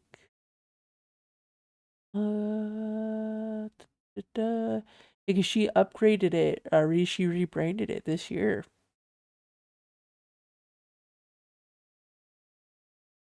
But yeah, you can still get like a good amount of Kingdom Hearts stuff from earrings and sweatshirts and stickers and cups. Get yourself a cup. Get yourself a cup by Oops by Callie Nicole. Sweaters, earrings, necklaces, like sun catcher. Are these stickers? No, they're just sun catchers. Yeah, like little Kingdom Hearts shaped sun catchers. Mickey ears as well. Water bottles, t-shirts. Let's see. Trying to make sure I'm covering everything. I'm sure enough people who've watched my videos are fully aware of Oops by Kelly Nicole, as Kelly loves to promote Oops by Kelly Nicole in every single video that I bring her into. Also, uh, Tony was sleeping the other way. We can get him. It feels like they each, like, one cat comes and the other one leaves. They just take turns being on stream. But you could see the butt of Tony right now. If only I only recently did this where I elevated him because they kept standing on the PS4. So it's a little unfortunate because had I not, he would be like right here, front and center. But oh well. I'm getting distracted. Kelly Nicole, amazing, amazing content creator, skits, artwork, merchandise, music.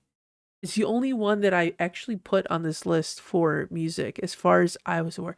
I know Brandon does music, but now that I think about it, I don't know. I have to recheck Brandon's account for music because I don't think I've come across Kingdom Hearts music.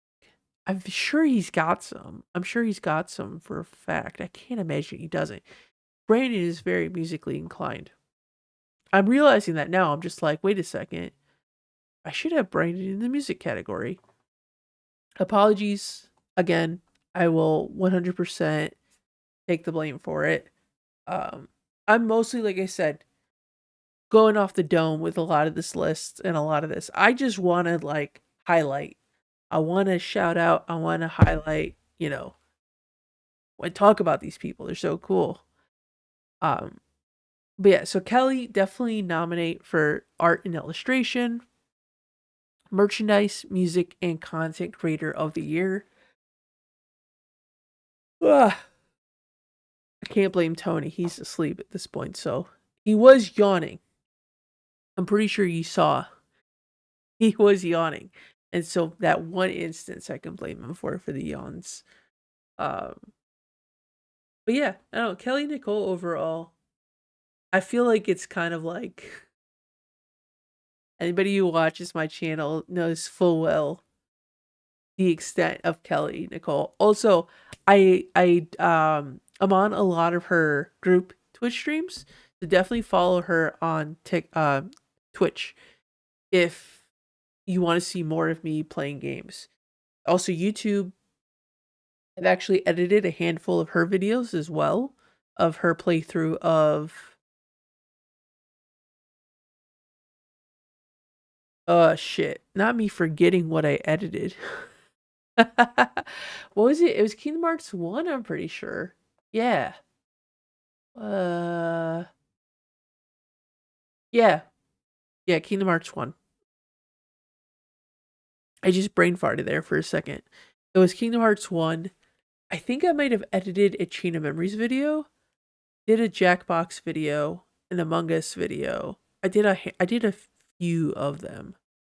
Um but yeah, definitely check out her YouTube, check out her Twitch, also Instagram and Twitter as well, and her website, Oops by Kelly Nicole. Overall, amazing jack of all trades.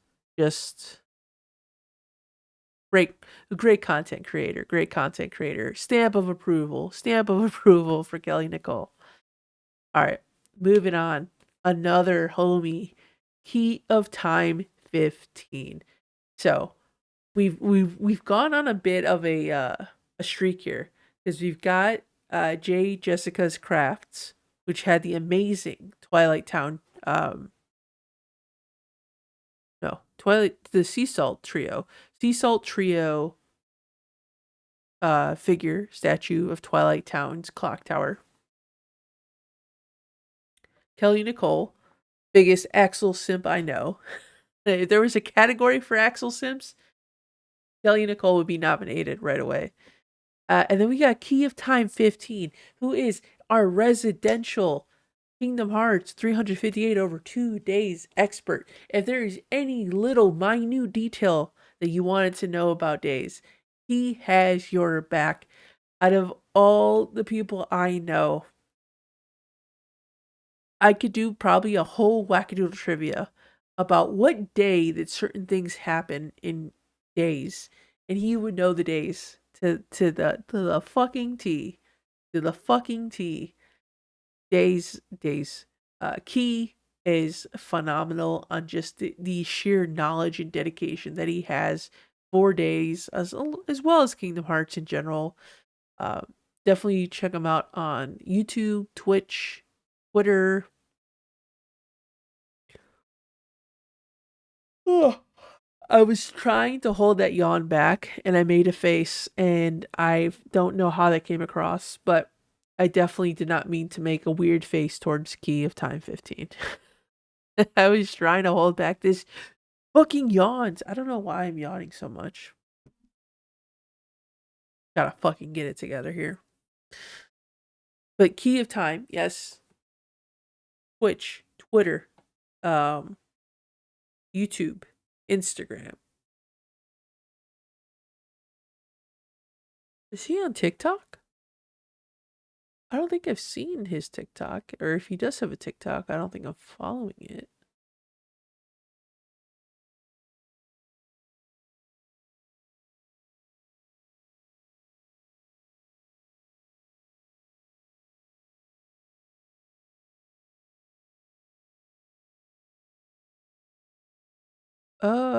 He does have a TikTok. I don't think he posts on it too much.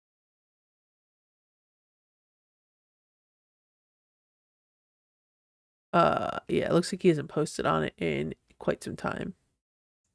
But yeah, definitely Twitch, YouTube, TikTok, and Instagram. There's a lot of deep dives and breakdowns into 358 over 2 days. Pull up the YouTube here.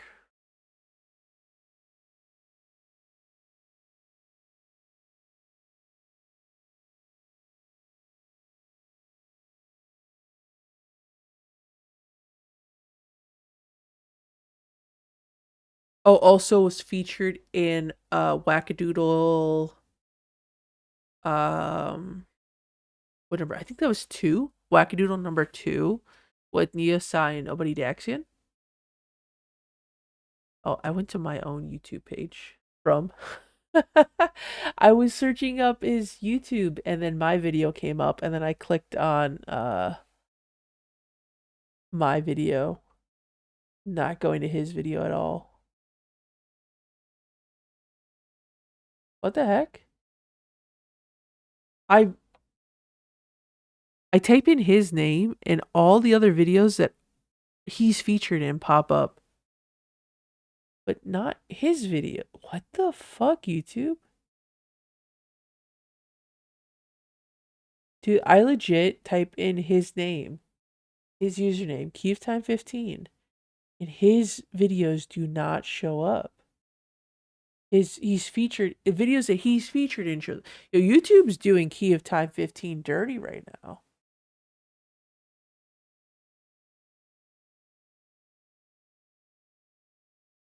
Shows up when I go to channels though. That's good at least. Wow. Can't believe that.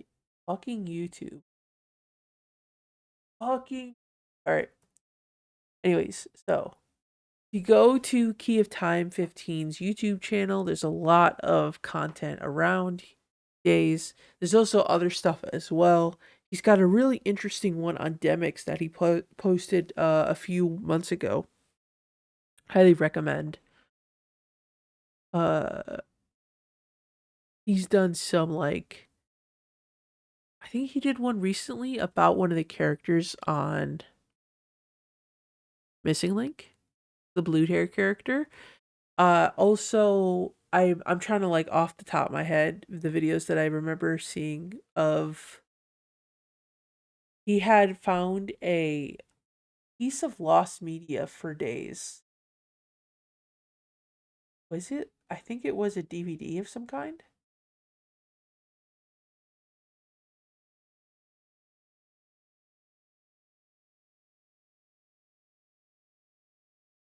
I don't remember. It was some sort of DVD. It was days related. And I had no idea that this thing even existed.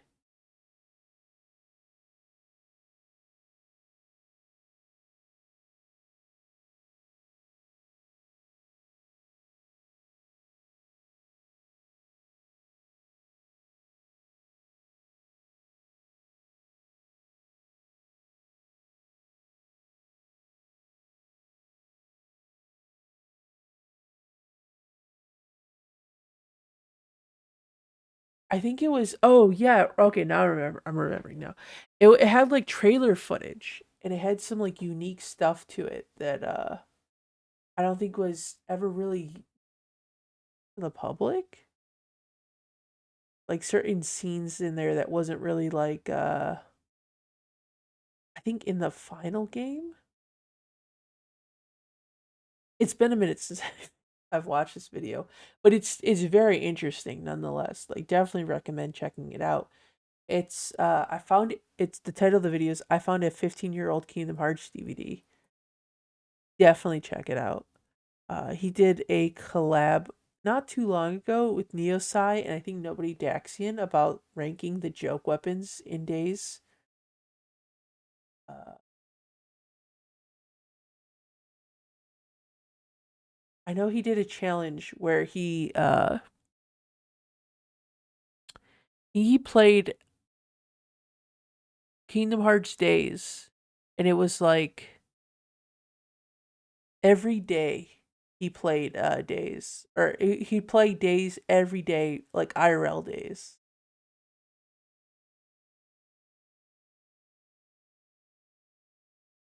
Yeah, that was on his YouTube. He did end up finishing it. How long ago was it? Quite some time.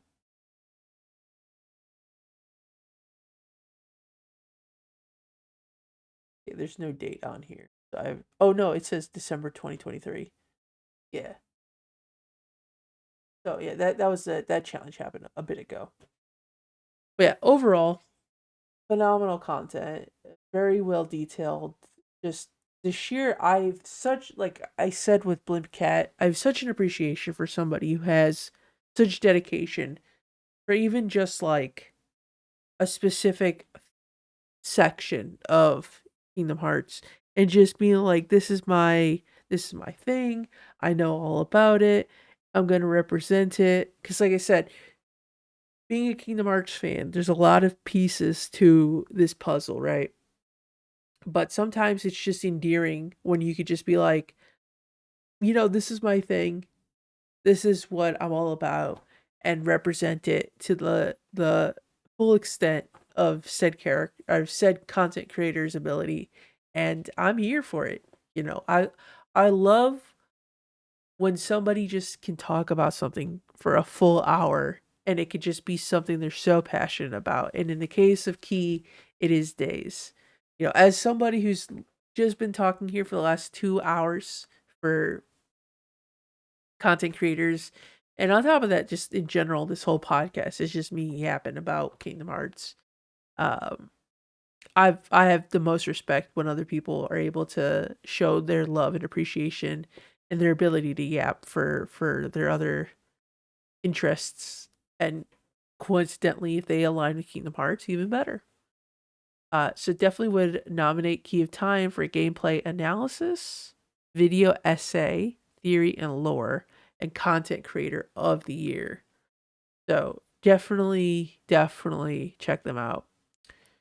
There's a lot of there's a lot of stuff that I see on here that I want to talk about and just like highlight, but at the same time, it's a combination of I don't want to spend too much time, and there's a lot of stuff on here that it's been a minute since I've watched it. So like I don't want to have another situation like the Lost Media video where I'm like, hold on, let me get a quick recap on this real quick.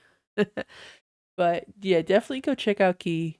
Follow him. Even though YouTube is being a real stinker right now and you can't find his channel when you search him. Still still look for it. Go to the channels tab and you'll find him. Alright. Moving on to KHML tomorrow. This is a friend of the Twitch stream. Purple. Purple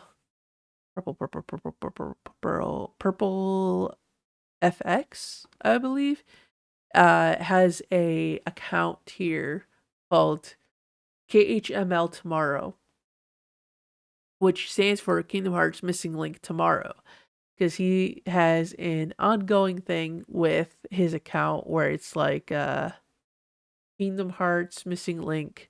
Actually, I'm trying to remember the joke. If it was that it doesn't get it's like not releasing tomorrow. It's like how he ends every single post. Okay, Purple FX is the original account. Not the Ugh.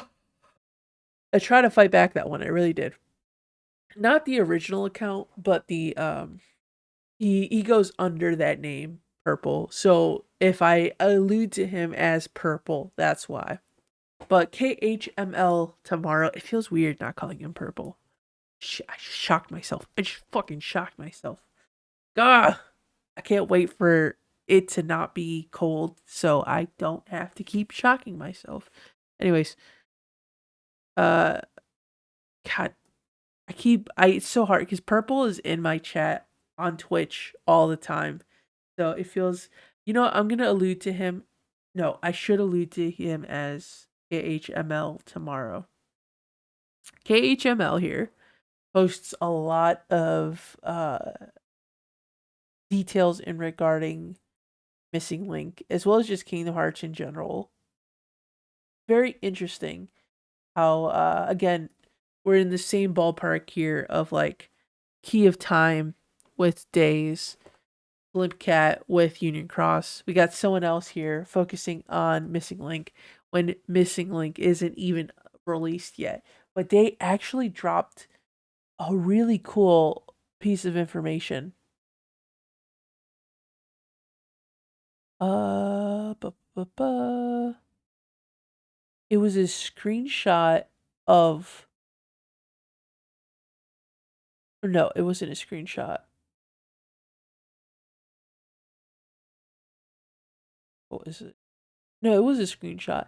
It was a screenshot from the lead Missing Link programmer who updated their website, showcased their contribution to the games. And it was super cool because it was a lot of information in regarding to Missing Link that I'm not sure we were fully aware of. But it also does solidify that Missing Link is indeed still in production. It's still coming out. It's still going to be a mobile game. So major props to KHML tomorrow for keeping us updated, making sure, reassuring people that it's not in fact actually canceled. Um, he I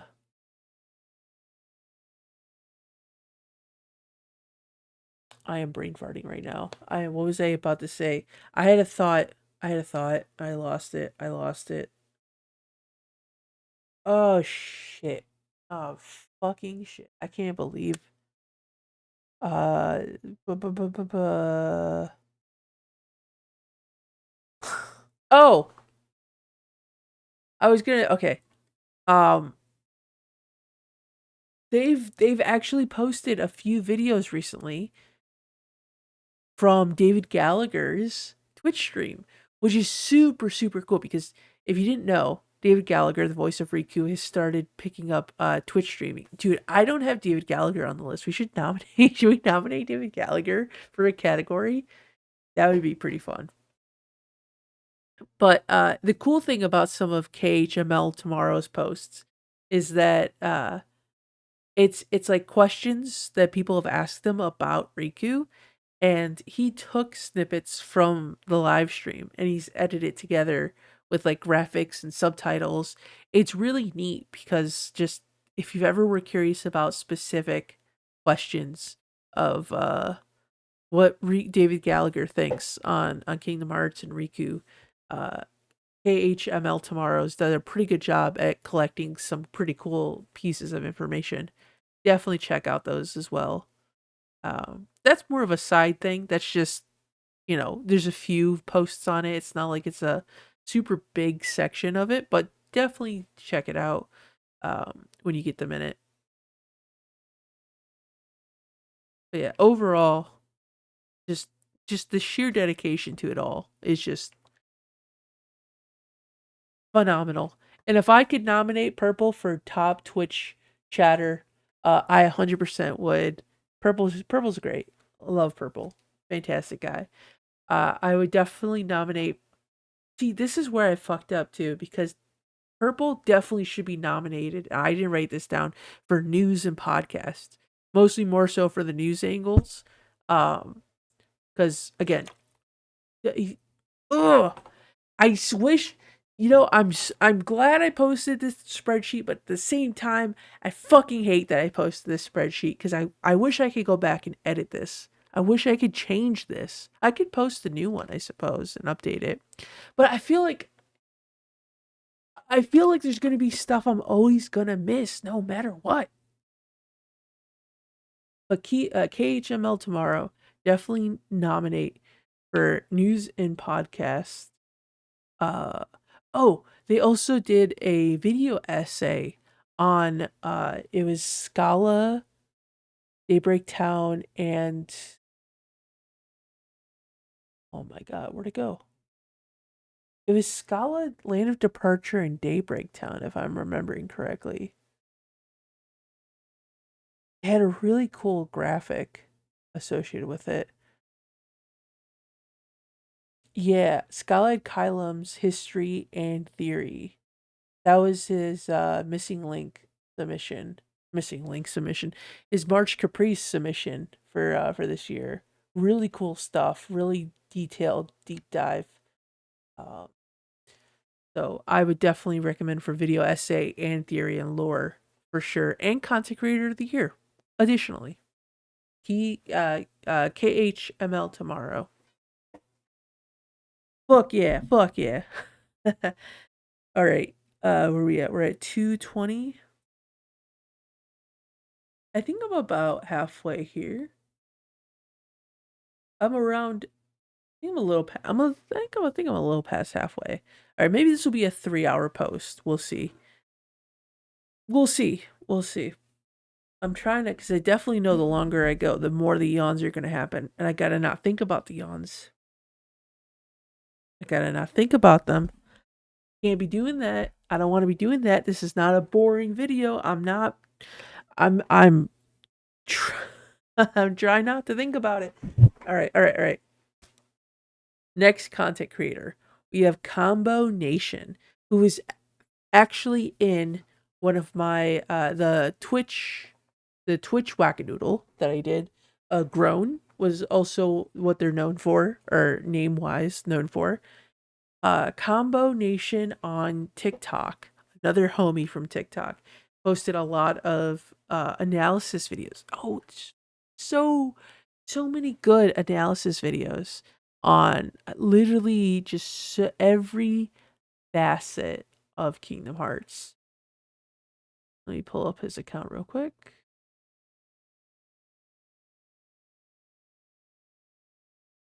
So he's Combo Nation Entertainment on TikTok, and he does a lot of like giving out grades for various topics. Like he's done one looks like recently he's done giving grades to the best music in Kingdom Hearts. Bu- bu- bu- bu. Grading Kingdom Hearts characters' decisions. I feel like every time I open up TikTok, I always see him talking about a different topic. There's a lot of stuff on here that's not Kingdom Hearts related as well. Like he's done some Sparking Zero videos recently. Uh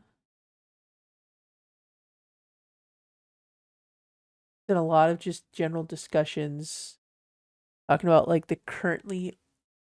biggest currently unexplained Kingdom Hearts mysteries, what is currently missing from Kingdom Hearts. Did a deep dive on Gravity, the spell. Is uh is Master Xehanort worthy of the Keyblade Master title? Is Shion worthy of the Keyblade Master title? Roxas, Axel, also Riku, Mickey. Uh, there's just a lot. There's honestly like it's another example of like I'm scrolling down the page and there's just so many different videos here and I'm like I can't feasibly touch on every single one of them, but I just so highly recommend checking them out. Um they on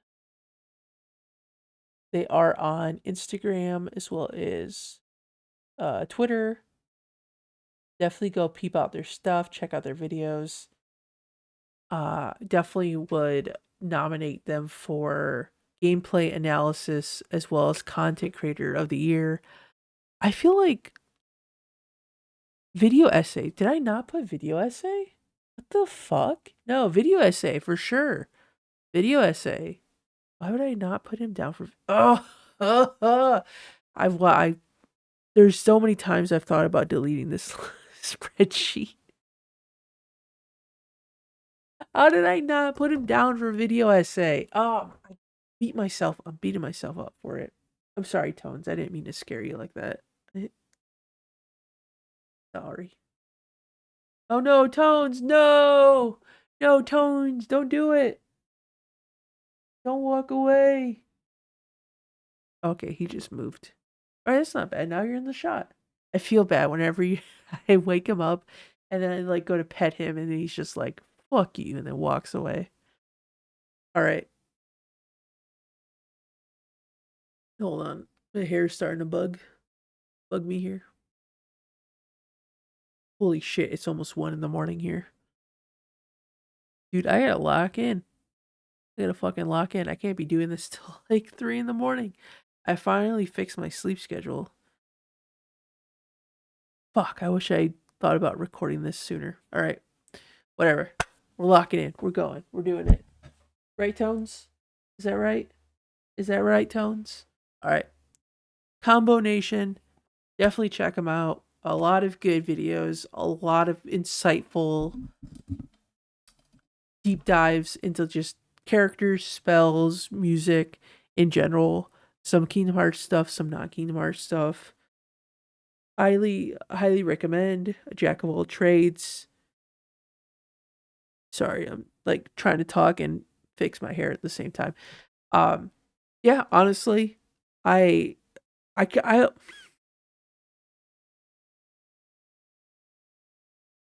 there's so much more I would like to say. There really is, in regards to just like every single one of these creators. But at the same time, I'm like battling between am I saying too little? Am I saying too much? And then I'm like conflicting myself sometimes where I'm like, oh, I could say a little bit less, or I could say a little bit more, and this, and that. I need a I need to pull it together here. I need to pull it together here. Either way, phenomenal content. Go check them out. Nominating for I already said it, gameplay analysis, video essay, and content creator of the year. Uh Moving on from Combo Nation, we have Lands the Master. Lands, which won gameplay challenges, I think. Gameplay challenges in 2023. Lands is a fucking legend. I'll tell you what. He's currently on Twitch right now doing a let's play of Kingdom Hearts 3 with a guitar. It's like a Rift Master guitar controller. Or actually, yeah, it's a guitar, like a Guitar Hero type controller. I pop in every once in a while. Dude is fucking killing it. He beat the game, and I think he's on the data battles right now, last I checked. Uh, Fucking impressive as shit. He did make a point to say to not nominate him for gameplay challenges since he already won. So we wouldn't nominate him for that category. I would say the other categories, I would definitely vote or nominate him for content creator of the year because in general, Lance is just a really nice guy. I've had the opportunity to speak to him. He was also on he was on the live Wackadoodle with Combo Nation as well. Those two were first timers on Wackadoodle and that live one. Sorry, I had a hair was bugging me there for a second. So super cool, super nice guy. Always gives me a shout out every time I'm I pop up in his live stream, which is so cool. It's always cool to get the acknowledgement from a cool dude like Lance. I always appreciate it every time. Um, just a super nice guy in general. Check him out. He's on Twitch, YouTube, TikTok, Instagram. Lance, are you on Instagram? I'm pretty sure Lance is on Instagram.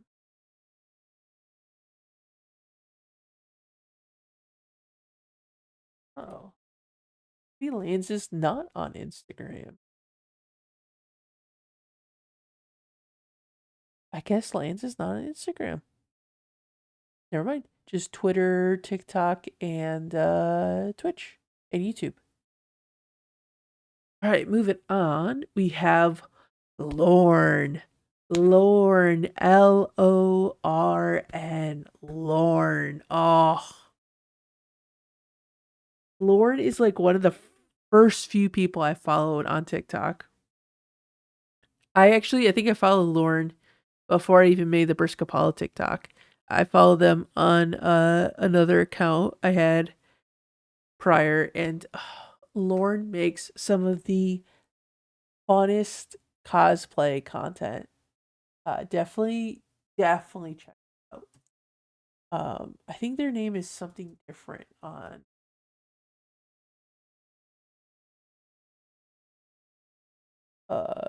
It's something different on Twitter or TikTok.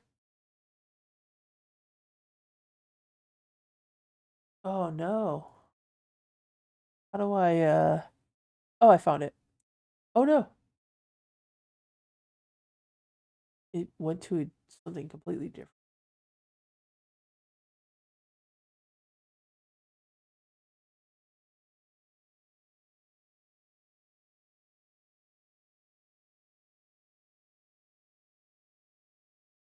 I had it and I lost it.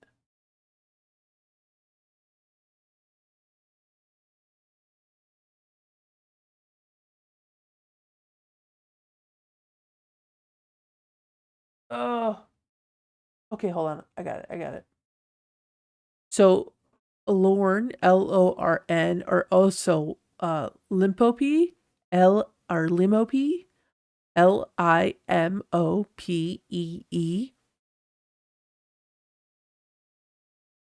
Content. This content, that's content. But they make a lot of good cosplay content. They've got really cool cosplays for Ventus, Vanitas, Roxas, Sora, Riku, Kairi, Donald. Well, it's not really Donald and Goofy, but there's like their different facial expressions filters for Donald and Goofy that they use. Um, am I forgetting anybody? The Kingdom Hearts cast? Naminé, Shion, Roxas Ventus, Vanitas, Kairi, Sora, Riku. Yeah, I think that covers it. Um, just it's it's like taking a lot of the Kingdom Hearts edits that you see a lot of people make where you take moments of different characters and then you put an audio behind them and you're like, "Oh, wait, that's pretty cool." And then Lorne does it with the cosplays where it's just like them in the different outfits and actually like doing the mouthing and the motions and the dancing and all this other stuff, and it's so well done every single time. Also, they do other cosplays for Tifa. There's an original character that they also have as well. Other cosplays for like I think Avatar. Is this Sailor Moon? I think it's Sailor Moon. No, that's not Jujutsu no Kaisen. That's Demon Slayer. Spider Man or Marvel. Final Fantasy. I think I mentioned 7. There's also 10 too. They've done like Yuna a couple of times.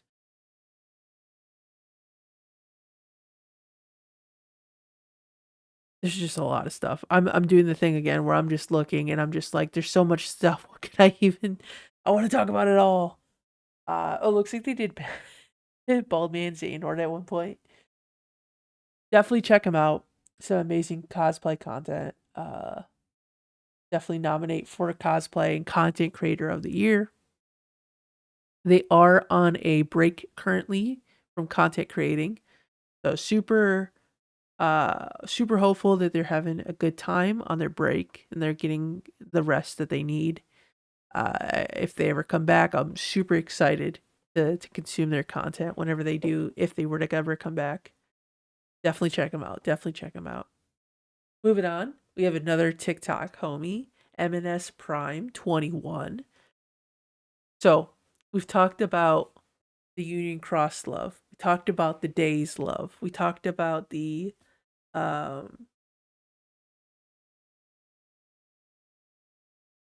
there another one? Am I forgetting? Missing Link. The Missing Link love. Now we've got somebody who's Xehanort's number one fan, MNS Prime 21. There's no one out here doing it like Prime is. Just the sheer I still to this day because Prime was on that podcast episode with Oath, Swood, and Liza, uh, where they brought up some really good points about Xehanort that I had never even thought about. It's in the same realm as like the Bioroxis video where I was just like, damn, there's a lot of things I hadn't considered. And Prime does such a phenomenal job, especially when it comes to talking about Xehanort and all the little nuances. Also do a lot of like reviews on different like Kingdom Hearts merch that they come across, like plushies and puzzles and keychains.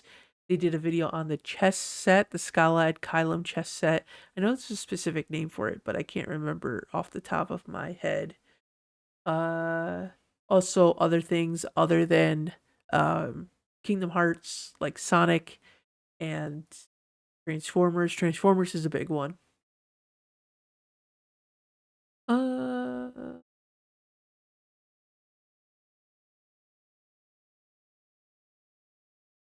Again, I'm looking. I get so distracted just looking at the content. There's so much to look at. There's so much to look at. But yeah, it's definitely a fun stroll through the list of posts. They also do art as well. Oh, they have a lot of really nice artwork. I think it's posted on DeviantArt. Yeah, definitely check out Prime's DeviantArt. There's a lot of cool stuff on there. They're also on Twitter, YouTube, TikTok, and Tumblr, in art, Blue Sky. All the it looks like covering a lot of different. But would nominate for art and illustration as well as content creator of the year. If there was an not Axel simp. If there was a Xehanort fan category, I would definitely nominate Prime for Axel, number one Axel fan. Uh, but unfortunately, there is not. So we'll go for art and illustration as well as There's not really like a review category, which is unfortunate. Because definitely would have put a nomination for like review if that was a category.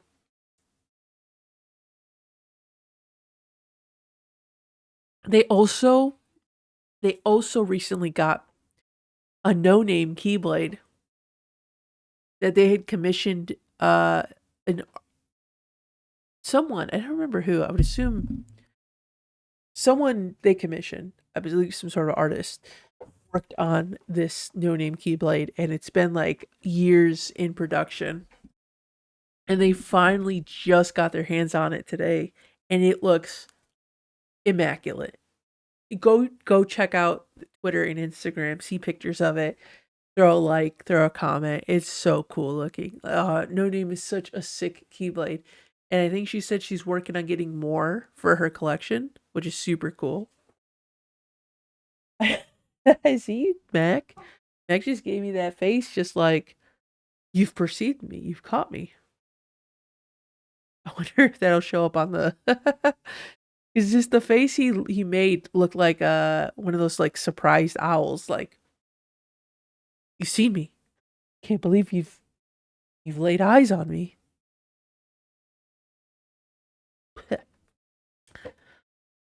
Okay, moving on.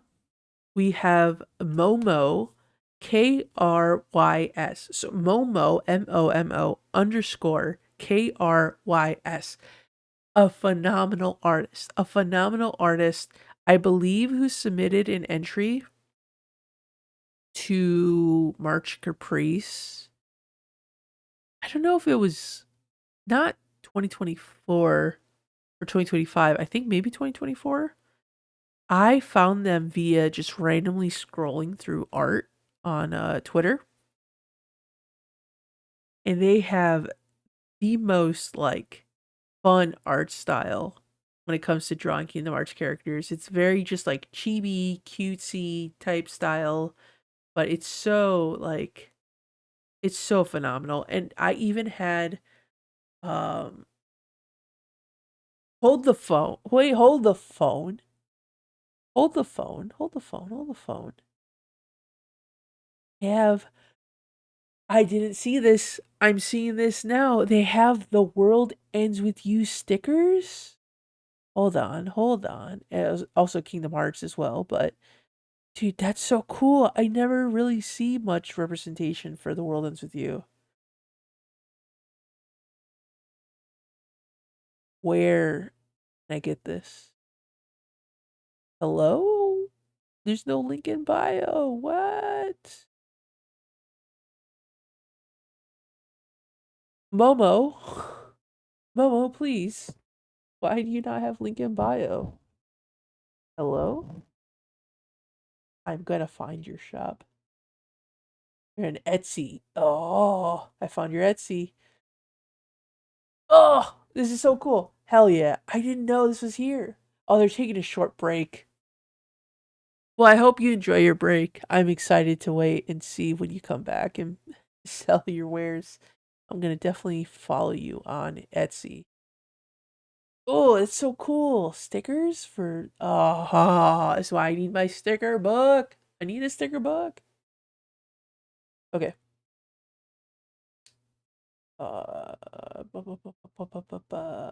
Where's the page? Where's the page? All right. I actually found this really cool print that Momo worked on. Oh yeah, I do remember that they made a Neo The World Ends With You graphic. I remember I liked that. I shared that as well. Cool stickers, artwork. They did one where it was like a bunch of different characters. Let me look on Instagram. It was my background on my computer for the longest time. It was really, really nice. It had like a little bit of everybody. They also do, if you look on Instagram, they have like these trio combos. There's like Sora, Roxas, Aventus, Vanitas, Riku Replica, Naminé, Roxas, Axel, Shion, Hera, Ventus, and Aqua, Riku, Kairi, Sora, Inner Pencilette, Roxas, the entire organization. Oh, here it is. Here it is. So it has this like little like player at the bottom, and it's like loading. It says "Dearly Beloved" as a song, and it has like this split view of like Sora's walking down the beach at Destiny Islands with Riku and Kairi sitting on the palm tree, and on the other side is Roxas running in Twilight Town, and then there's Naminé sitting on the clock tower with Shion and Axel in the background, and then on the Sora side, there's also a Meow Wow just like up in the sky, and then young Xehanort's off in the distance, and then in the middle is Aqua, Terra, and Ventus, with a reflection under Ventus with Marluxia? Vanitas. I don't know why I said Marluxia there. So it's got elements of so many of the main characters, and then you also just got the random Meow Wow and Young Xehanort. There's some cards from uh Chain of Memories also on the beach of Sora's side. Everything about it was just like a nice piece of just a little sampling of everything. And it was such a nice, visually, it's just so nice to look at. And I had that as my computer background for a very long time.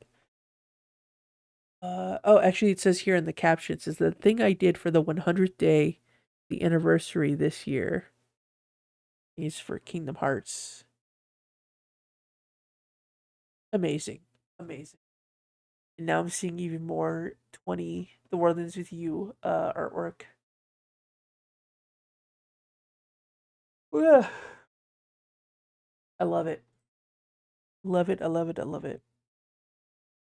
Union Cross representation as well. But yeah, definitely would recommend Momo for art and illustration. Hold on, I got a cough.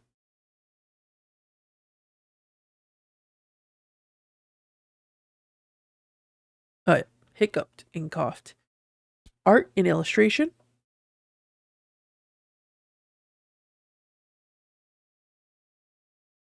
and also merchandising. Please, am I getting hiccups right now? I can't be getting hiccups right now. I don't know actually how that applies. If they're taking a break right now, if they would be applicable for the merchandise nomination, but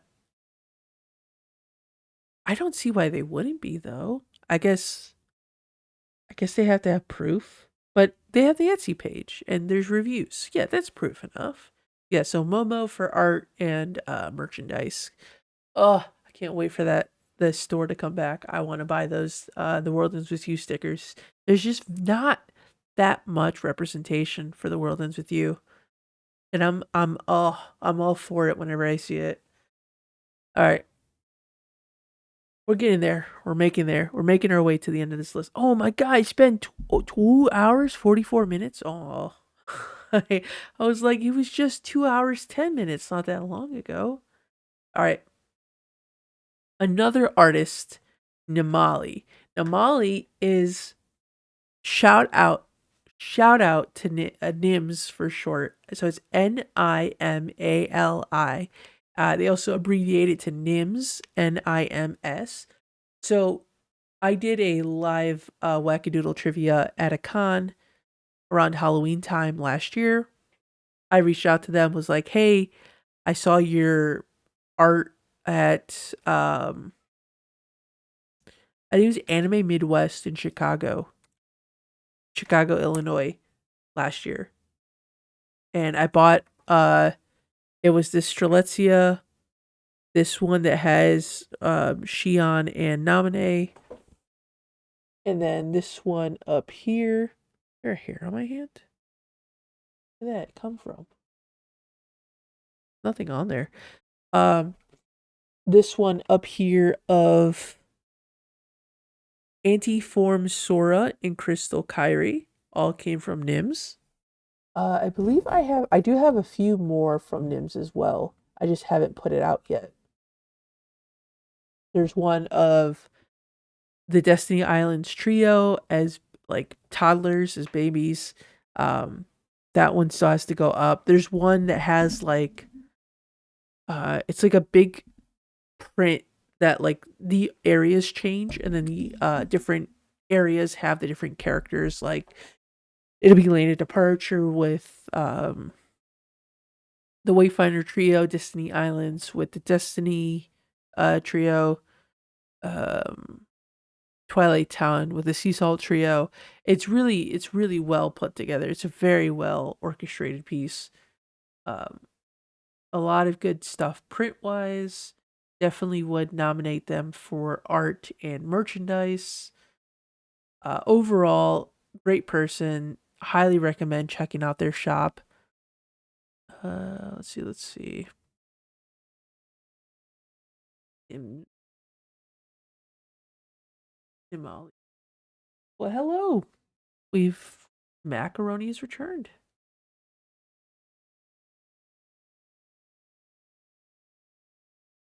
I think I posted.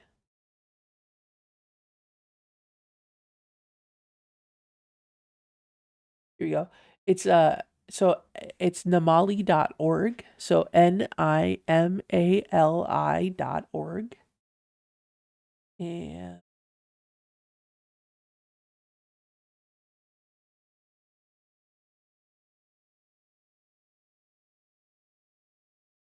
go to their fan art tab. You can see a lot of the stuff that they've done. So you got the Antiform Sora, Crystal Kyrie. There's one of Sora, Riku, and a Meow Wow Dream Eater. Sora, Riku, and Kyrie playing instruments. It's like a 20th anniversary of Sora, Donald, Goofy, and Jiminy with the gummy ship. And then you can see the toddler versions of Sora, Riku, and Kyrie. A lot of stuff here for other franchises as well, like Steven Universe. I think that's Sailor Moon, Kiki's Delivery Service. They have their shop for prints. I believe this one is a lot of their custom stuff. Or no, they have some of the fan art on here as well.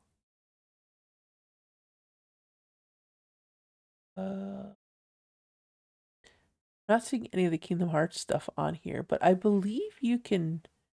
I could be wrong, but maybe you could reach out. Because I know that she does sell these at her booths at conventions, the Kingdom Hearts stuff. Maybe it's a different. Maybe there's another page here. Either way, her original art is amazing as well. Would definitely recommend take a look at that. I think she does commissions too.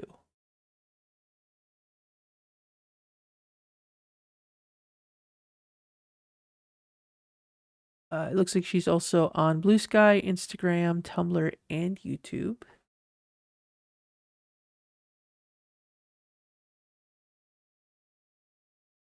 Yeah, so it looks like she's on Ko-Fi, and she does full body character colored illustrations. Uh, do fan arts, OC, real people, pets, monsters, creatures, fictional characters. Ships are okay. Uh, she has a handful of examples here as well too in her Ko-Fi description. Definitely go check out Nims. Nims is super cool. Like I said, I had the opportunity to speak to her. Super nice. Uh, I definitely am gonna check out, or I gotta stop by and say hi to her the next time I see her at a con for sure. And tell her thanks again for donating. Not donating, but like helping to participate in the prize pool for the Wackadoodle trivia thing. And I would definitely reach out again and see if we can get some more prizes from NIMS once I've established more of what I want to do with the con stuff. The first one was definitely a test run, so I want to iron it out before I go back again to try it again. But yeah, definitely some cool artwork, very amazing styles, especially anything that has Strelitzia. Winner for me, hands down, hands down. Just gotta go check her out. Gotta go check her out. All right, Neosci, Neosci. What can I say about Neosci? The man is the man is. There's never been a more YouTuber man than Neosci. Let me put it at that. I always say that he has like the perfect YouTuber speaking voice. He has the perfect cadence, the pronunciation. He's got it all. He was blessed with that he was blessed with the voice of a YouTuber. Moving on. Anyways, no. No, Neosci put out a really good deep dive introspective on Kingdom Hearts. He's still working on it. It's a multi-part project. He put out the first part not too long ago. It's like 4 hours long. It's such a fantastic love letter to the series. Highly recommend checking it out. For sure, video essay nominating Neosci for category wise. Also, content creator of the year, because why not? He put out a really good Kingdom Hearts video, and on top of that, he was also in March Caprice, where he put out a phenomenal deep dive on the Kingdom Hearts Ultimania. 100% checked it out. I legit learned so much from watching that video. It also has a hilarious um there's like a 3D rendering moment of Nobody Daxian during that video, and that fucking got me so well. So good. I was laughing my ass off at that point. It's so funny. Dax also is a big part in the video as well. Definitely go check him out. Both. Obviously, we're gonna get to Dax here soon, but Neosci, definitely check out Neosci. Definitely excited for more Kingdom Hearts content. I know he's been hard at work. Man's busy. He puts out so much content. Uh it's like such high detailed stuff too. I just this dude's busy. I hope he's taking time to rest and breaks, because that dude works himself to the fucking bone, but he puts out great fucking content, and on top of that it's like a whole mix of stuff. It's not just Kingdom Hearts. There's Kingdom Hearts, non Kingdom Hearts, a lot of video game stuff in general. Definitely check them out. Definitely check out that Kingdom Hearts retrospective, and keep an eye out for the other parts that are gonna be coming out. Uh, yeah, definitely video essay and content creator of the year for Neosci. Also, Neosci was in Wackadoodle trivia numbers 2 with Dax and Key, and 4, which was the live one with all the other content creators, and then the newest one with Kelly and Dax. Oh, I forgot to mention. Did I mention that Kelly was in the newest Wackadoodle. If I didn't, now I did. But moving on to Mr. Wackadoodle, the king, the 3-time winning champion of Wackadoodle trivia. Nobody Daxian. What is there to say about Dax? What is there to say? I honestly could dedicate an entire 2-hour podcast to Dax. Dax is Dax is like a true homie. Dax is a true homie. Dax is a TikTok OG from back in the day. He he put out some really banger content. Dude, I'm so excited because I'm talking about a really cool creator. I'm talking about a lot of really cool creators, but there's some like Dax is such a pivotal creator in like my time as being a content creator, and ugh, like there isn't words again to express when it comes to Dax. But I'm gonna try my best. I'm gonna try my best. And if he watches this, I know he's probably gonna be feeling a little like cringy because he doesn't like compliments. But like Dax is a great guy. He's a phenomenal light in the community. He puts out so much banger content. He was killing it on TikTok, and then eventually he was killing it on TikTok, and then he went to YouTube. He was killing it on YouTube. Then he went to Twitch. Well, no, it was TikTok, Twitch, and then YouTube. Either way, he would go to different platforms. He would kill it, and then TikTok fucking killed his account. His TikTok account does not exist anymore. And it's a fucking shame because that was a fucking beacon of the fucking platform. The type of content that he would post is informational stuff, his comedy stuff, just in general, just his insights and whatnot. It's a shame. It's a shame that TikTok had to silence that voice for whatever reason. I imagine they could bring it back at some point, but Dax has moved on to uh bigger pastures, greener pastures. I don't know what this saying is exactly. Um but he's like I said, he's killing it on Twitch, he's killing it on YouTube, doing such a phenomenal job overall. Such an honor to be friends with him, honestly. He has, like, we talk about passions. He has fucking passion. That man is passion incarnate. Like, he is just dedicated to his craft, and I idolize it so much. I honestly respect him so much as a content creator. I'm super grateful for him, as well as, all these other content creators. I know me, him, and Kelly had like a group chat where we just would like talk about content creating and how much we really wanted to do this and make this into like our passion, our careers or whatnot. Um, but yeah, I don't know. Dax is really cool. They're really cool. Check him out. He does a lot of cool. He did a handful of speed running challenges back in the day. It wasn't that long ago. Was it back in the day? It was pretty recent. I want to say recent, somewhat recent. He's been doing a lot of challenges. He's done he's honestly a fucking jack of all trades. Uh he's doing like a shuffler right now between like multiple games. He set up Twitch Plays Kingdom Hearts 2, which is really cool.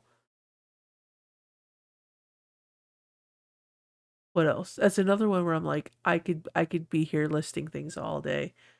Definitely would nominate Dax for gameplay challenges, for speedrunning.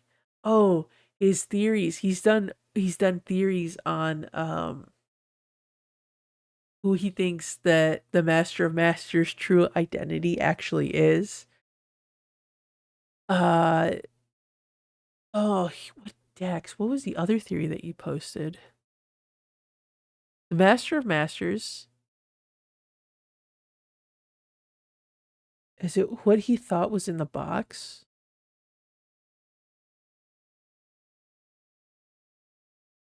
Oh, hold on. I already mentioned it earlier in the video, but hold on, let me find out actually. It was what was in the black box. So he did a theory on who he thought The Master of Masters' true identity is, what's in the black box. He's also done a lot of mod videos where, like I mentioned earlier in the podcast, I was a part of one where we all got to pick different mods, and they were loaded into his save file or gameplay or save game data, or I don't know what the terminology is for it. Just hit my fucking finger. Oh, hi. I didn't know both of you guys were back there. I just thought Tony was up there. Fuck. I like pinched my finger. Um yeah, those mods videos are great. He's put out a couple since. He's done like Kingdom Hearts 3, but my subscribers choose my mods. Kingdom Hearts 2, but I don't know what mods are installed. Um he hit the Grand Standard Bowl 9,999 times and even got articles written about it. Legend. Um Definitely would recommend him for gameplay challenges, for video essay, theory and lore, speedrunning, content creator of the year. He put out some really good videos like early on in his YouTube career about the music in Kingdom Hearts, that he has a thought on what the Kingdom Hearts 4 theme might be, the theme song might be. Um Oh, the, Kingdom Hearts, but if I laugh, I delete my save file. Uh, He's did a really funny video with Neosci, Prodigy, and Low Key Matt as well. Uh, where it was like a very like silly, goofy quiz show that he did. Uh, Very cool, very fun. Again, can't sing Dax's praises enough. He definitely deserves a nomination in all of those categories. Moving on to another light in the Kingdom Hearts community. That's why I was looking at the list and I was like, oh, we get to talk about Dax, and now we get to talk about Oath.jpg. I've mentioned Oath a couple of times, but Oath is, I feel like, another light within the Kingdom Hearts community to the same level that Dax is. I feel like it's one of those things where everybody knows Oath. Oath is like super popular, and it's like everybody knows Oath for the types of posts depending on where you're at uh, platform wise, right? Because there used to be a point where it was like the sad TikTok content creator, in your feels type content. But then you watch her on Twitch and it's like the warmest, bubbliest person. She's playing The World Ends With You right now for the very first time. And it's so fun to see all the different reactions. And it's always so cozy to be in her streams as well, or to watch her streams. Um she of course posts on TikTok as well as Instagram. She was a TikTok homie. She's a part of the TikTok crew with a bunch of the rest of us as well too. She was like one of the first early people I followed. I think it was like Lauren, Ellie, Oath were like the first few people I followed on TikTok. Um, Oath has also been in the podcast with Swood, Prime, and uh Eliza, as well as the Wackadoodle Trivia, the Axel one with Liza and Kelly. Uh, Definitely. What can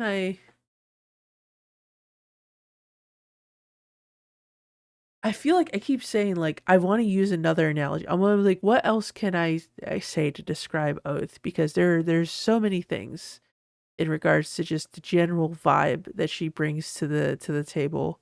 I keep seeing the light, like she's the light of the community, which is so true, which is so fucking true. If there's ever been one person where you're just like, I feel like could be the guide, right, to the community, to be like, what is the the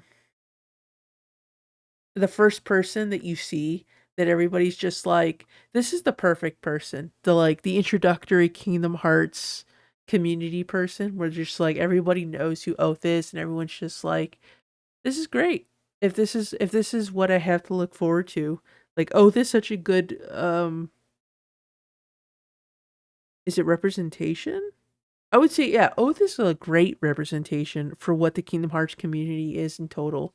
Just just a kind, caring soul. I honestly could not recommend enough. Definitely go check them out on TikTok, on Twitter, on Instagram, on YouTube, on Twitch. YouTube, there's a really cool video that she has where she goes to different locations in Shibuya that covers what we've seen in the Kingdom Hearts 4 trailer. Super cool. There's a lot of funny stuff on TikTok, like I mentioned, the Chad video that's on there. Just in general, a lot of really cool edits. She makes phenomenal edits. She also did a collab with D3 Gaming that I mentioned earlier. Super chill, super just chill vibes, chill person overall. Could not recommend enough. Definitely nomination for content creator of the year. 100%, hands down, no questions asked. Oath deserves it for sure. All right. I mentioned him with Dax, but Prodigy XCD has some really good videos, some deep dives on Kingdom Hearts in general. I remember actually watching Prodigy um, a bit before I started making my own videos. There was a period where I didn't really wasn't aware of a lot of content creators. Prodigy was one of the few content creators that came across my radar before I got into like the nitty-gritty of content creation. I watched a handful of his videos prior. It's a lot of just very interesting deep dives, just informational type videos, a whole range of like different characters and topics. He has recently started posting on TikTok. So he has a TikTok account. He got into the TikTok space. Uh I'm trying to remember. He also has a podcast. He had one not too long ago on Nobody Daxian was featured as a guest. Definitely check that one out. Actually, what is the name of that podcast? I'm trying to remember off the top of my head.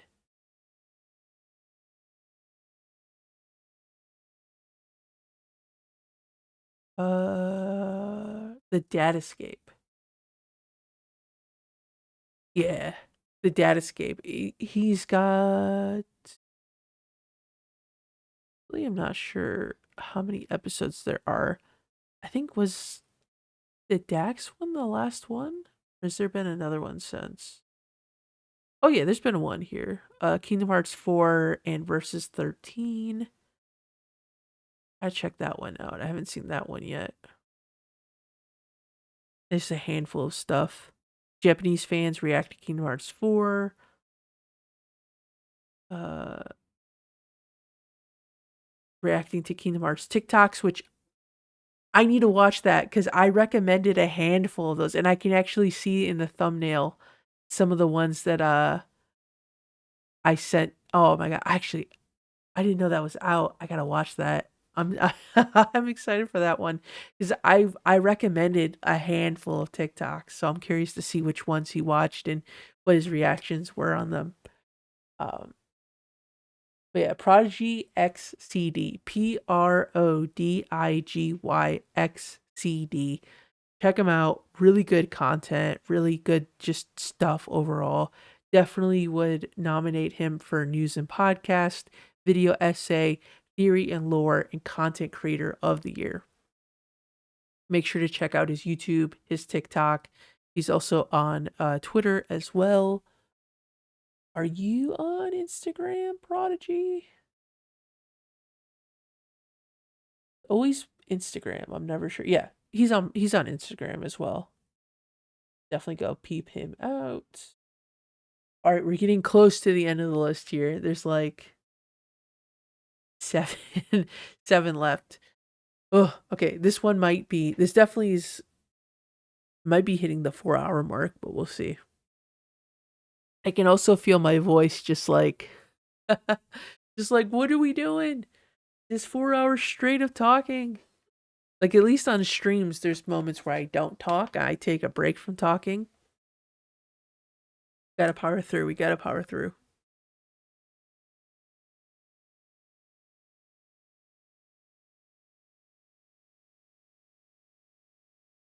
All right. Next up is the Radiant Gardeners. Radiant Gardeners. They're so cool. They're so cool. Like they do a lot of challenge videos on Twitch. It's really funny because they're a duo. It's Nicole and Nick, and I didn't know they were a duo.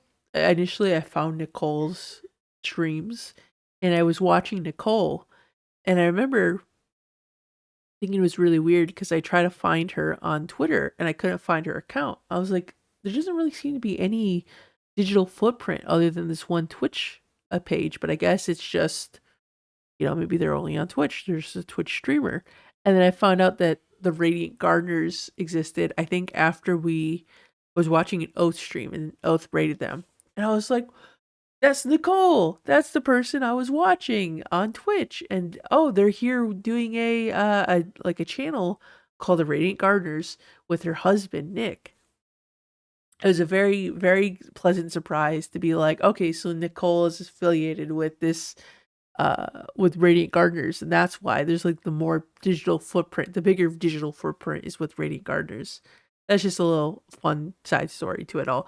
But they do a lot of challenges where they play like on Switch, and like one will have one controller, the other will have the other one. They've put out a lot of like really cool merchandise, some like really nice cardigans. Um, there's a handful of other things on there too. Let me see if I can find wherever my mouse is. Hello? Hello? I lost my mouse. Where the fuck is my mouse? Okay, I found it. I found it. Give me a moment to rest my voice too. Yeah, it's radiantgardeners.com. Oh, wait a second. No, this just leads to so they have YouTube, Twitch, Twitter, Instagram, TikTok. Oh, it's radiantgardeners shop.fourthwall.com. And they have a beanie, a cardigan. They have two beanies.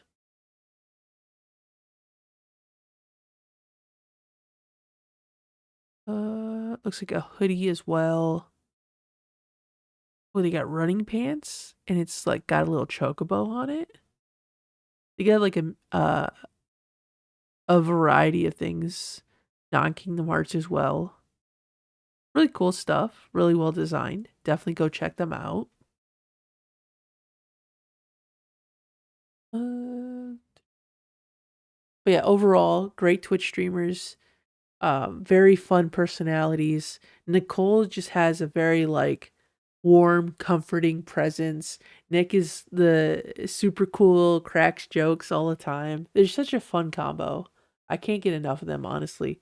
Even like what was it? Watching a lot of Nicole's streams. Nick is still in the chat and he's always talking with people and whatnot. Very personable guy.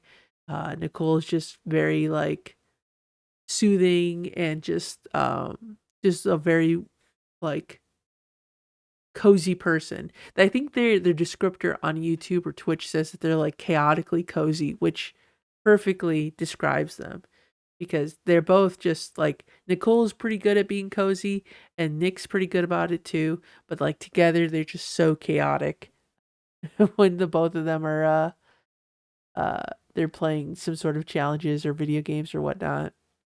I've I remember they were playing Tears of the Kingdom, and Nick kept alluding to the Goron that you get as a partner as Winston Churchill. I was losing my mind every time he made the comparison and then showed the picture. Oh god, it's such a fun time. It's such a fun time watching the two of them.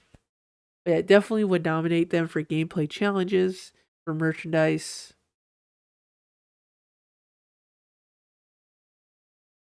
Ugh, and content creator of the year. All right, come on. Just a few more, a few more. it I God. Okay. Oh, my eyes. I only rubbed them a little bit. Why are they so red? All right. Oh, I didn't even see that Mac left.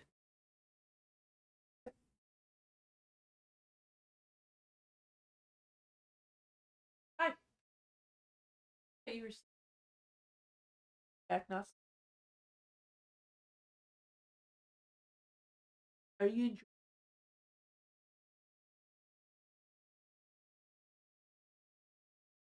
I feel like the cats like just having background noise in general. That's why they're always popping in here whenever I'm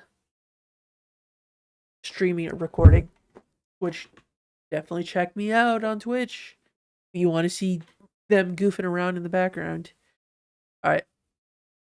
Moving on, we have Regular Pat, who was the winner of content creator in 2022 and video essays in 2023.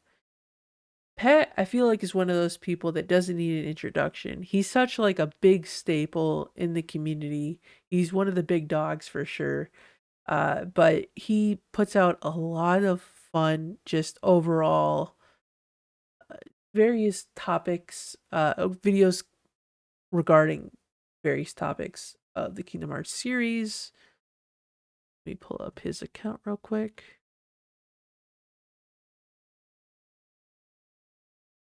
He's done a lot of like deep dive, detailed top.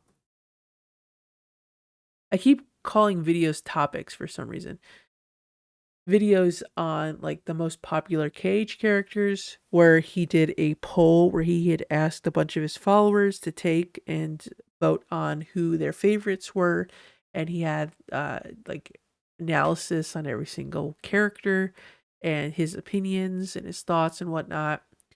He did one on the worst KH quotes bracket, or the worst Kingdom Hearts quotes, and then he did like a bracket for them. He did one not too long ago. Actually, no, that was quite a bit ago, of hot takes from his community as well, which was very insightful to hear. He would get the opinions and then he would weigh in on his stance on those hot takes. He did a Dream Drop Distance World Rankings, uh, the D-Link rankings. I know he did a podcast with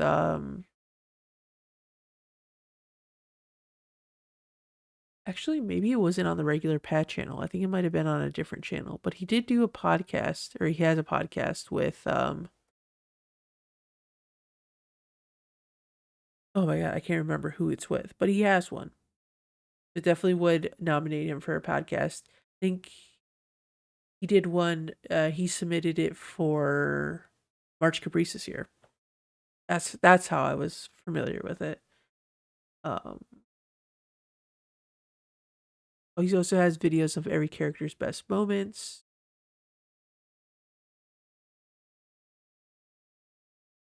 Random ones like presidents argue about KH2 versus KH3.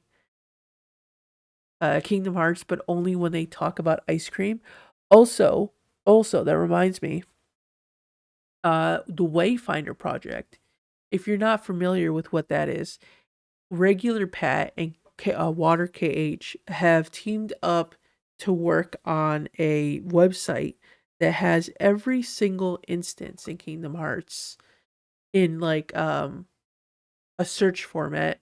So if you're ever wondering like, oh, at what time did Donald called Goofy a big palooka? You could search and find the exact moment uh, via the search feature. You could also narrow it down by games, by characters, by locations. It's super, super, super good resource, helpful resource. I use it a shit ton in all my videos. I'm a part of the Patreon for it. Highly recommend if you're ever looking for a resource like that. Check out the Wayfinder project and also support them on Patreon if you're able to. I can't recommend it enough. It's such a phenomenal resource to have as a content creator, but it's also nice for just anybody to use in general. I would love it if there were more like different fandoms. Like I would love if there's a One Piece one of a Wayfinder project. Obviously, I'm not asking regular Pat or Water Cage to make one. I'm just saying in general, like I feel like the concept of having something like this is a very rare thing to come across in a fandom. Big excited that we have one for Kingdom Hearts, and big shout out to Water and Pat for making that.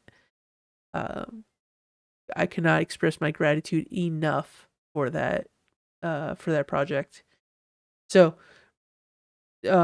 excluding the categories that Pat has won in the previous years, I would say I would nominate Pat for news and podcast as well as video essay. So, sorry. I had a bit of a itch on my ear right there. So yeah, as much as I would love, well actually no, hold on. He won video essay, right? He won video essay last year, actually. So just I would nominate him for the podcast then at that point. That's another mistake I made on the list. I shouldn't have included him for video essays because he's already won for video essay. As much as I would love to vote for him for video essay and content creator, which technically you could, nothing's really stopping you from doing that. But I believe he did make a post saying that he would like other people to have an opportunity to win. So I would vote for or nominate for news and podcast. You could also nominate for speedrunning because he did post a video about learning the speedrun for Kingdom Hearts. Um, I wouldn't be surprised if he has a theory or lore video that I maybe haven't seen. Because again, this list can't be definitive because I obviously have not seen every single piece of content that every content creator has ever put out. I try to watch as much as I can, but there's definitely going to be some stuff I've missed out on. All right, moving on is Rosefin Apple. Rosefin Apple. All right. This is another artist that I met at Anime Magic, also in Chicago. And they have a fucking phenomenal spread of just Dark Road, Union Cross, just the whole kit and caboodle when it comes to characters for merchandise. They do charms, stickers, they do prints, multi like small prints, big prints. Let me pull up. Um, they are on Twitter and I think just Twitter.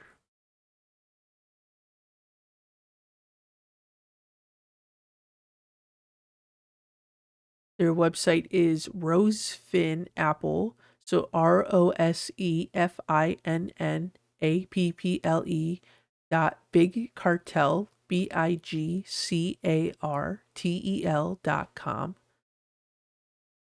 Da, da, da. Go to products. You go to Kingdom Hearts. We've got charms for the dandelions. So you get Ephemer, Scold, Brain, Lorium, Ventus, Strelitzia, Elrena. There's charms for Aqua, Riku and Sura, Isa and Lee, the original Organization 13, as well as the Dark Road characters. Got a little lanyard with Palpu fruit and various shells. Um, these buttons or pins for Ephemer and Scold that were featured in a March Caprice. Uh, I think it was 2024 March Caprice. Buttons of like every single Kingdom Hearts character, a sticker with the Starlight Keyblade, and it says, "May your heart be your guiding key." A bunch of dandelion charms of Scold, Ephemer, Brain, Ventus, Strelitzia, and Arena. Prints of just the prints are so good. Fucking love the prints. And the moment I saw their booth at dude, I could feel my voice slowly fading away here. Oh, am I gonna be able to finish this video? Um when I saw their prints in the selection, I was just fucking blown away. I don't have any put up at the moment because unfortunately, when I put this wall up, it was after, I want to say it was shortly after Anime Midwest, and Anime Magic was a couple months later. I still haven't put up any of their artwork yet, and I need to. I really do. I have them tucked away currently in safekeeping, but they have like prints for Soren Riku, Xehanort in the Realm of Darkness, Xehanort and Ericus, Balder. Fucking Balder. That's so cool. You never see any Balder representation. Kyrie and Namine, Lee and Isa, Ephemer and Scold.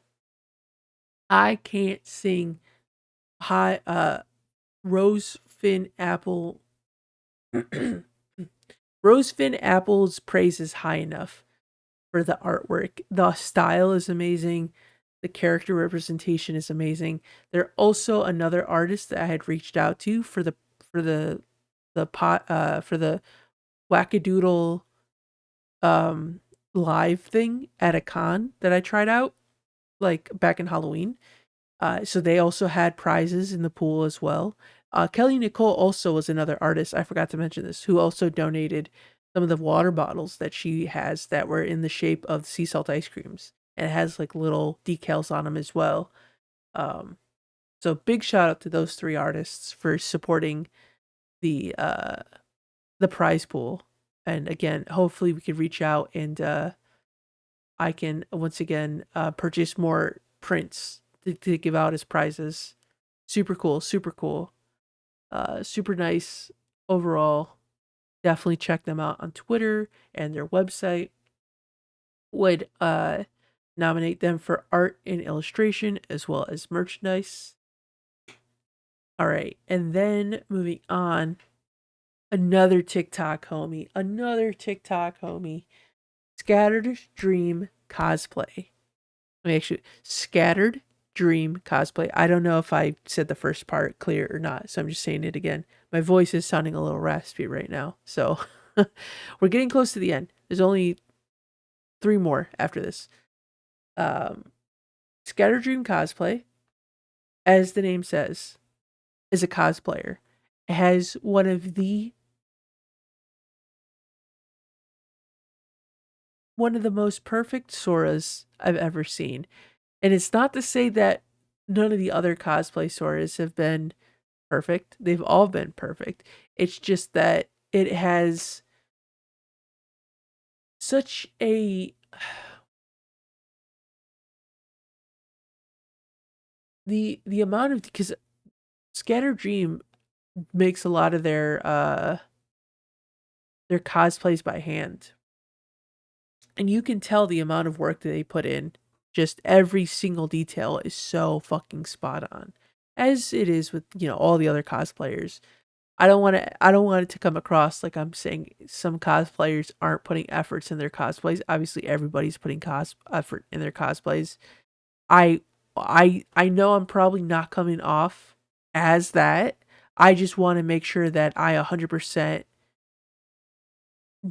reassure that I'm not, cuz every cosplayer on this list is putting the fucking work into their cosplays. Um, I just want that to be known. I don't want to accidentally mince words or whatnot. Everybody does a phenomenal job in their cosplays. I'm just singing everybody's praises. Um, I, I, what am I trying to say here? I'm just trying to say that I'm saying hi I'm speaking highly of everybody, and it's not to say that I'm speaking less highly of anybody else. Is all I'm trying to get across. Right. So when I say Scatter Dream has an amazing Sora, it's not to say that their Sora is better than anyone else's Soras. No, they're amongst some of the best Soras out there. You know, I'm sure I'm not coming off across that in that way, any way, shape, or form. It's just more so I'm just wanting to show my appreciation and making sure I'm I'm coming across as appreciative to everybody who's done a cosplay that I've mentioned. But so we've got Kingdom Hearts 2 Sora and Pirate Sora. Scatter Dream has done cosplays of, and they're fucking phenomenal. Oh, also Halloween Town as well. There's some other non Kingdom Hearts stuff that's on here as well. Um, they're on TikTok, on Instagram.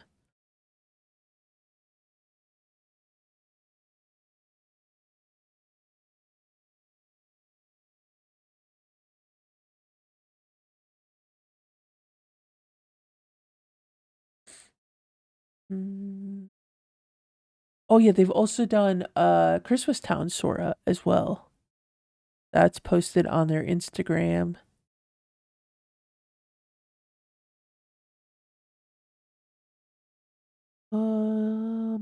There's a handful more stuff on the Instagram compared to the TikTok.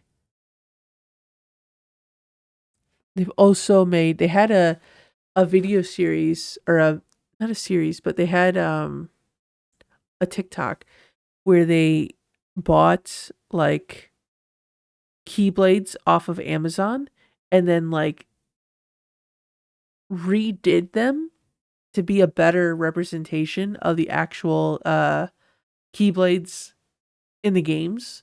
So I think there was one of Decisive Pumpkin where they like fixed it up and made it look so much more nicer than it was when they bought it initially off of Amazon, which is super cool.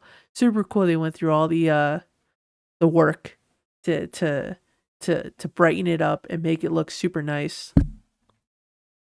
It's definitely the craftsmanship that I was mentioning earlier that really shows with not just the cosplay but even the props as well.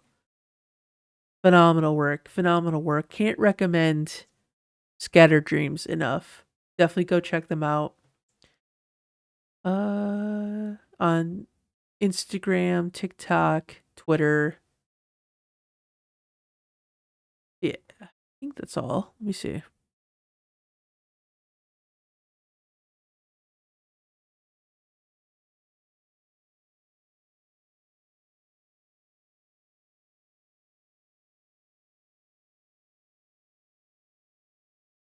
Instagram. Yeah, Instagram, TikTok, Twitter. Definitely go check them out and would definitely nominate them for cosplay. And I would say content creator of the year. I don't know why I didn't put them in here for content creator of the year, but I would definitely recommend nominating them for that. All right. Soft B Witcher. Soft B Witcher is actually the artist who made my profile picture. Super nice, super cool. Also made profile pictures for a handful of other people. This is back when Twitter rebranded as X.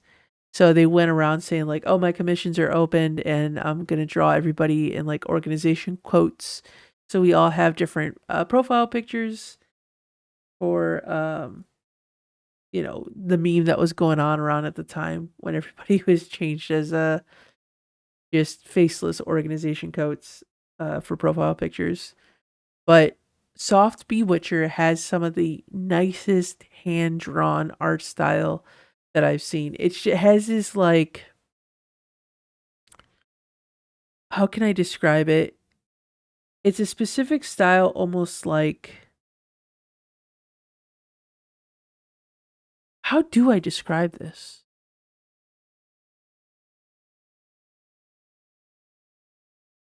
I don't want to say it's like a. Huh. There's a certain way to describe this, but I don't know. Like colored pencil in a way. It looks very like color pencil-y. Like the texture of it looks very color pencil-y is like the best way that I can describe it. But it's not the best way to describe it, I feel like, at the same time. Either way, the art style is phenomenal. There's a lot of great pieces. There's one of Aqua, Sora, and Kairi. Some solo ones of Kairi, Naminé, Aqua and Kairi, Naminé and Kairi, Shion, Kairi, and Aqua. I'm noticing there's a lot of Kairi actually. uh, Kairi, Chirithy, and Pooh. A few with Kairi, Sora, Riku. It's a really nice one where it's like nominate like casual attire, which is very cool. So yeah, they went around, did a lot of profile pictures. I know they did one for Oath has one, and someone else. Was it Bambina? I can't remember actually. There's another content creator that I'm aware of. I don't think it was Bambina. I think it might have been someone else. I just can't remember their name off the top of my head. Um, but I remember seeing them recently, and I was just like, "Oh my god, you got the same profile picture, not the same profile picture, but like drawn by the same person." Super nice, super chill. Uh, Definitely recommend it if their commissions are open. If you're looking to commission them, highly recommend them. Definitely would nominate Soft Be Witcher as art and illustration. Fantastic artwork, fantastic artwork. Can't recommend them enough. All right. Violin.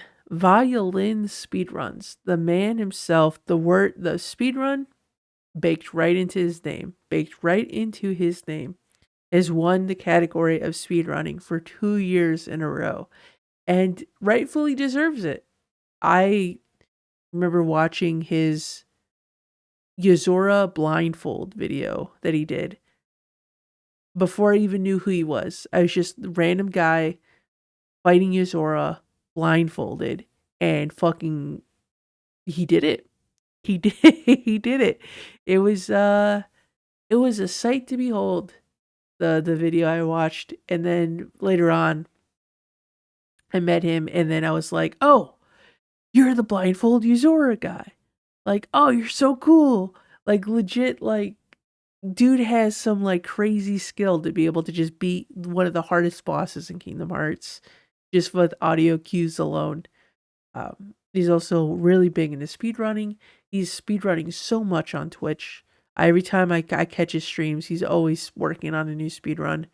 Or I'm not actually sure how speedruns in in general work, in the sense that like I assume that he's every time he's streaming, he's doing like a new attempt, or maybe he's like practicing. I'm not entirely too sure.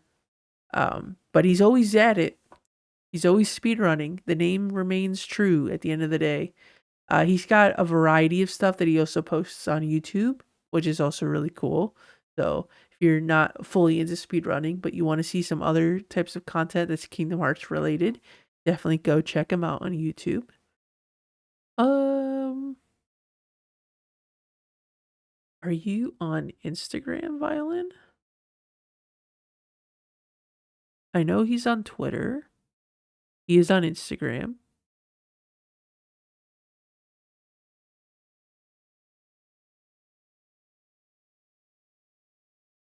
So yeah, check him out on Twitter, on YouTube, Instagram, and Twitch. I was like, I know I'm forgetting one.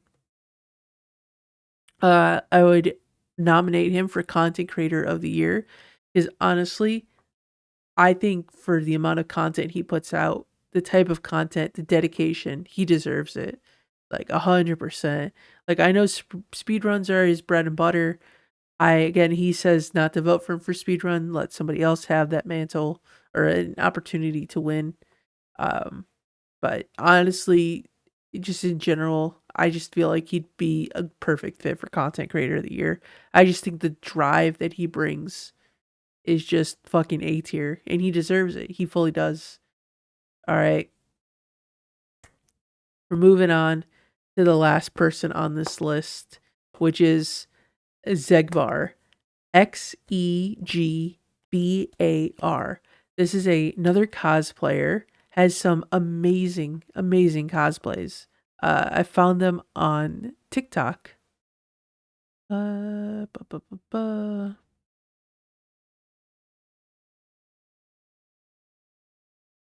Let me pull up their account. It's so Zegbar or Zegbar.cos on TikTok, and they do a lot of Roxas cosplays. They've done Marluxia,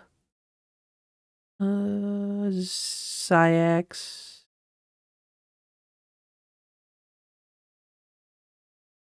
They do a lot of stuff.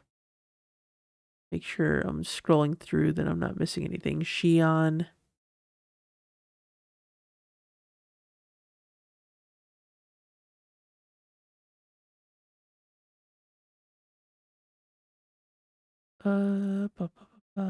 They got organization coat Roxas and his normal fit as well. I think that that is most of them as far as I'm aware, as far as I can see. They're also a big fan of Zigbar as well. Huge fan of Zigbar from the few TikToks that I've seen. I think at least, I'm pretty sure. Yes. Yes, they are. I just saw a video, scrolled past that was confirming the love for Zigbar. But yeah, just a very cool person overall. Definitely would check out their content. They do a lot of actually stitching with some of the other cosplayers that I've mentioned. Uh, I know they've done a handful with Liza, Jelly Lizzie for the Axel cosplay. Um,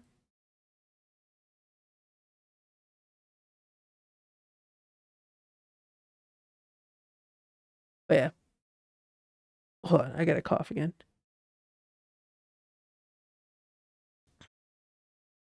But yeah, would nominate for cosplay and content creator of the year.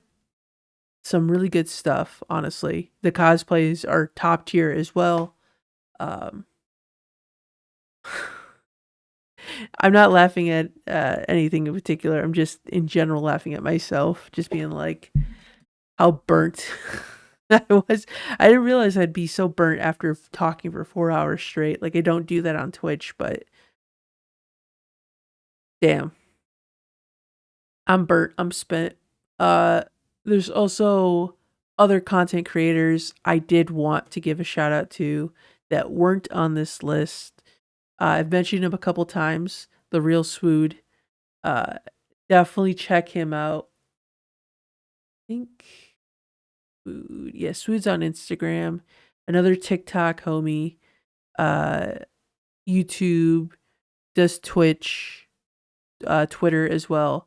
Has a lot of just fun content, fun skits. Also talks about other things other than Kingdom Hearts. There's also Yu-Gi-Oh. He's also a fan of Yu-Gi-Oh as well. Um, I don't know how I didn't include him on this list initially. I feel bad because again, this is one of those things where I'm like, I need to delete this list. This list is not correct. There's people on here that I should have added and I didn't add, and I feel bad. I feel bad. But in a way this is kind of helping, or hope this helps to fill in some of the gaps with some of the people I missed out on. But Swoot definitely would nominate him for, I would say, Creator of the Year. And then,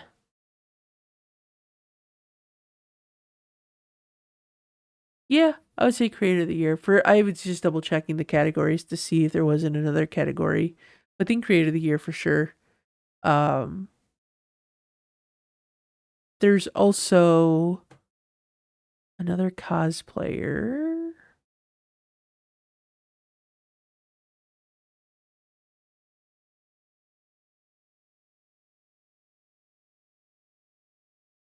Let's go.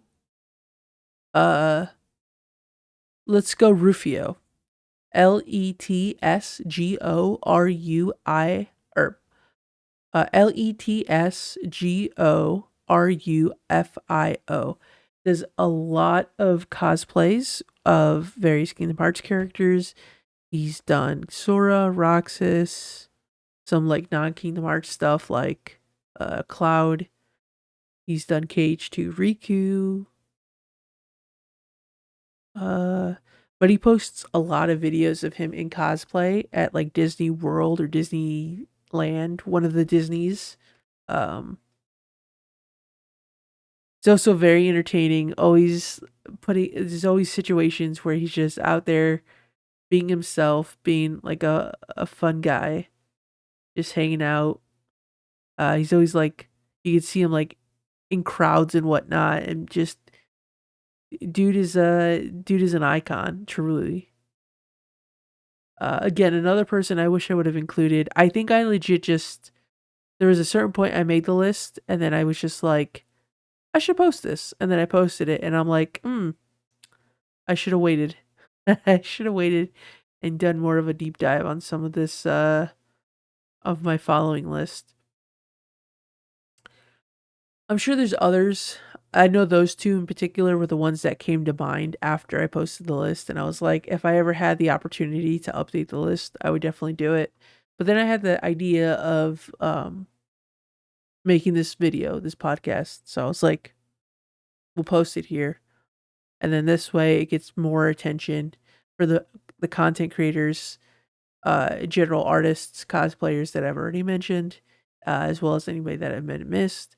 I'm sure there's still more that I've missed beyond those two. I know there's more. I would love to mention literally everybody I follow, but I'm already hitting the 4 hour mark or getting close to the 4 hour mark. So and I can tell my voice is like, what are we doing? And then my body's like, why are we not sleeping? But yeah. No, I'm glad that I stuck through it. I really wanted to put this out. Like I said, I won't have time to do it tomorrow.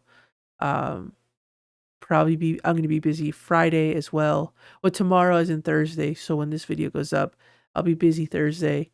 I'll be busy Friday. I have no idea. I'm probably more than likely gonna have something coming up on the weekend as well.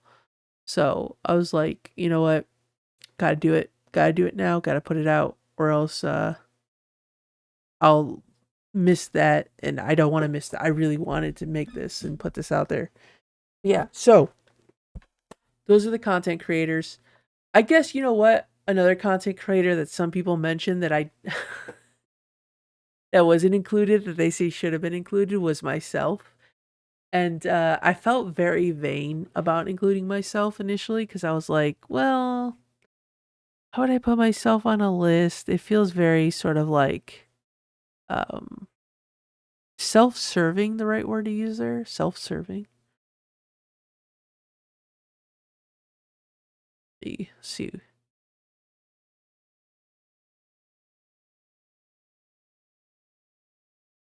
Yeah, self-serving. I feel like it's very self-serving, and I didn't put myself on the list. But if you wanted to vote for me or nominate me for any of the categories on the list, I feel like at least here at this point, a couple people had mentioned it in the comments, so I was like, you know what? I'll also add myself here on the video. Um, let me see what category. I initially didn't think I would fall under any of the categories. I guess content creator of the year is always an option because that's just a good default for like anybody else who doesn't fall in any of the other categories. I do have a few theory videos.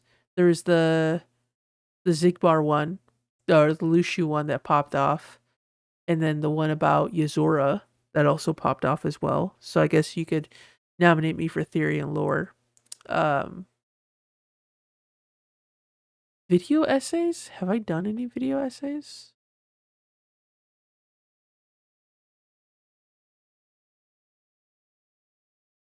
I gotta fucking look back and see what I've even done. I guess podcast. Since this is a podcast, you can nominate for podcast. Um, no, I wouldn't say any of the videos I post would fall under that category for video essays, unless I posted something that I don't remember. But most of mine is more of like comedic or informational. There's the project yearbook videos, but I wouldn't say those are really video essays. That's just more of like a vlog. Maybe falls under podcast more. Bu- bu- bu- bu- Yeah, no, I would say if there's any categories, definitely podcast, theory, lore, content creator of the year. You can nominate me for those categories if you so choose to. But yeah, so nominations close at the end of April. So you have until the very last day of April to get the nominations in. I think voting for the content creators, I don't know if that goes up maybe like sometime in July, or not July because the event's in July. So it would have to be either May or June. So maybe June? I don't know. I'm not too sure. Um Also, feel free to nominate whoever you want to nominate for March Caprice Million Dreams Awards if you weren't aware that the Million Dreams Awards was happening. Even if you're not attending Reconnect, you'd still stop that. Don't do that. I've been doing such a good job about not yawning, and I just saw you yawn back there. Make sure to nominate whoever you want to nominate, even people that aren't on this list. Like I said, you don't have to nominate these people. I just more so would say check them out. If anything I've said has interested you, now I feel bad. Now he just walked away. um, but yeah, check them out, and if they're cool, if you think they're worthy of your nomination, definitely nominate them. You have until the end of April to do so. Um, Make sure to check out the website at khguides.com and then click on Reconnect, the banner or the tab at the top. It'll take you to the option for the Million Dreams Awards. Or you can go to khguides.com/million dream or khguides.com/million dash dreams. And then that'll take you straight to the page where you can nominate creators, nominate, yeah. I was about to be like, nominate character. Oh my god, it doesn't even sound like a word anymore. Yeah, so April 30th is the final day. So make sure you go out and vote, submit your nominations, and then when the nominations are finalized, vote on who you want to win in each given category. Super excited to see what the what content creators end up making it through. Super stoked. Everybody deserves to win. I'm super excited to see who does win. And yeah, we are we are at 4 hours here. I think that's enough yapping. Uh, Honestly, surprised that I ever post these that are under. No, actually, some of these podcasts have definitely hit the 4 hour mark. I'm pretty sure the Kelly one has been 4 hours. Most of these are usually 2 to 3 hours. I think it's definitely been a minute since I've talked for 4 hours straight.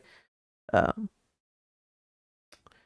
but yeah, I should definitely I should definitely end this. Go to bed. Um, Rest my voice. But thank you for watching. Make sure to check out all my socials, links in bios. Um, the link tree has ways to support me as well as the different projects that I'm working on. Make sure to follow me on Instagram if you're not already following me on Instagram. I post a story every day on a new print in my print collection or autographs that I've collected. We are moving on to the next year of Project Kingdom Hearts yearbook, so that's going to be exciting. Patreons get first access to all the new videos and pictures, and then that also is in a way helps to support the project. We got a handful of ones coming out. There's a new one I just posted, or I have to still post, so definitely keep an eye out for that. The first one for that's gone. I heard a noise. I don't know what that was. The first one that's gone. So I usually post it on Patreon, and then a month later I post it on other social medias. Actually, mostly Instagram. I don't think I've posted it. Yeah, I haven't posted it on YouTube or Twitter. Mostly Instagram. Yeah, I feel like Instagram's the best spot to post pictures and whatnot. So Instagram will get posted like a month later, and the first one got posted for Belle. I met Belle at the Indiana Comic Con in Indianapolis, Indiana. Just in case you didn't know what state it was. Um, and then a few more are following suit, but there's still more for the rest of the year, con wise. Um, I actually had like a big back to back, like multiple cons in the span of a month, and then taking a bit of a pause for a bit because there's nothing coming up until um midsummer, which is going to be nice. So definitely uh definitely is going to be nice to get back into doing some more editing without having to take as many breaks. And then my wallet will probably be also happy because I spend so much money at conventions. Uh it's costly, but I have fun and I have a good time, so I don't mind it. Um as long as I'm not in the red, then that's all that matters. And I'm never in the red. But it does. This is a pretty penny. It is a pretty penny. It adds up for sure. But on that note, thanks for watching. Definitely submit your nominations and uh check me out on my socials, yada yada, whole spiel. I already said everything. All right, I gotta stop talking. I'm gonna end this now.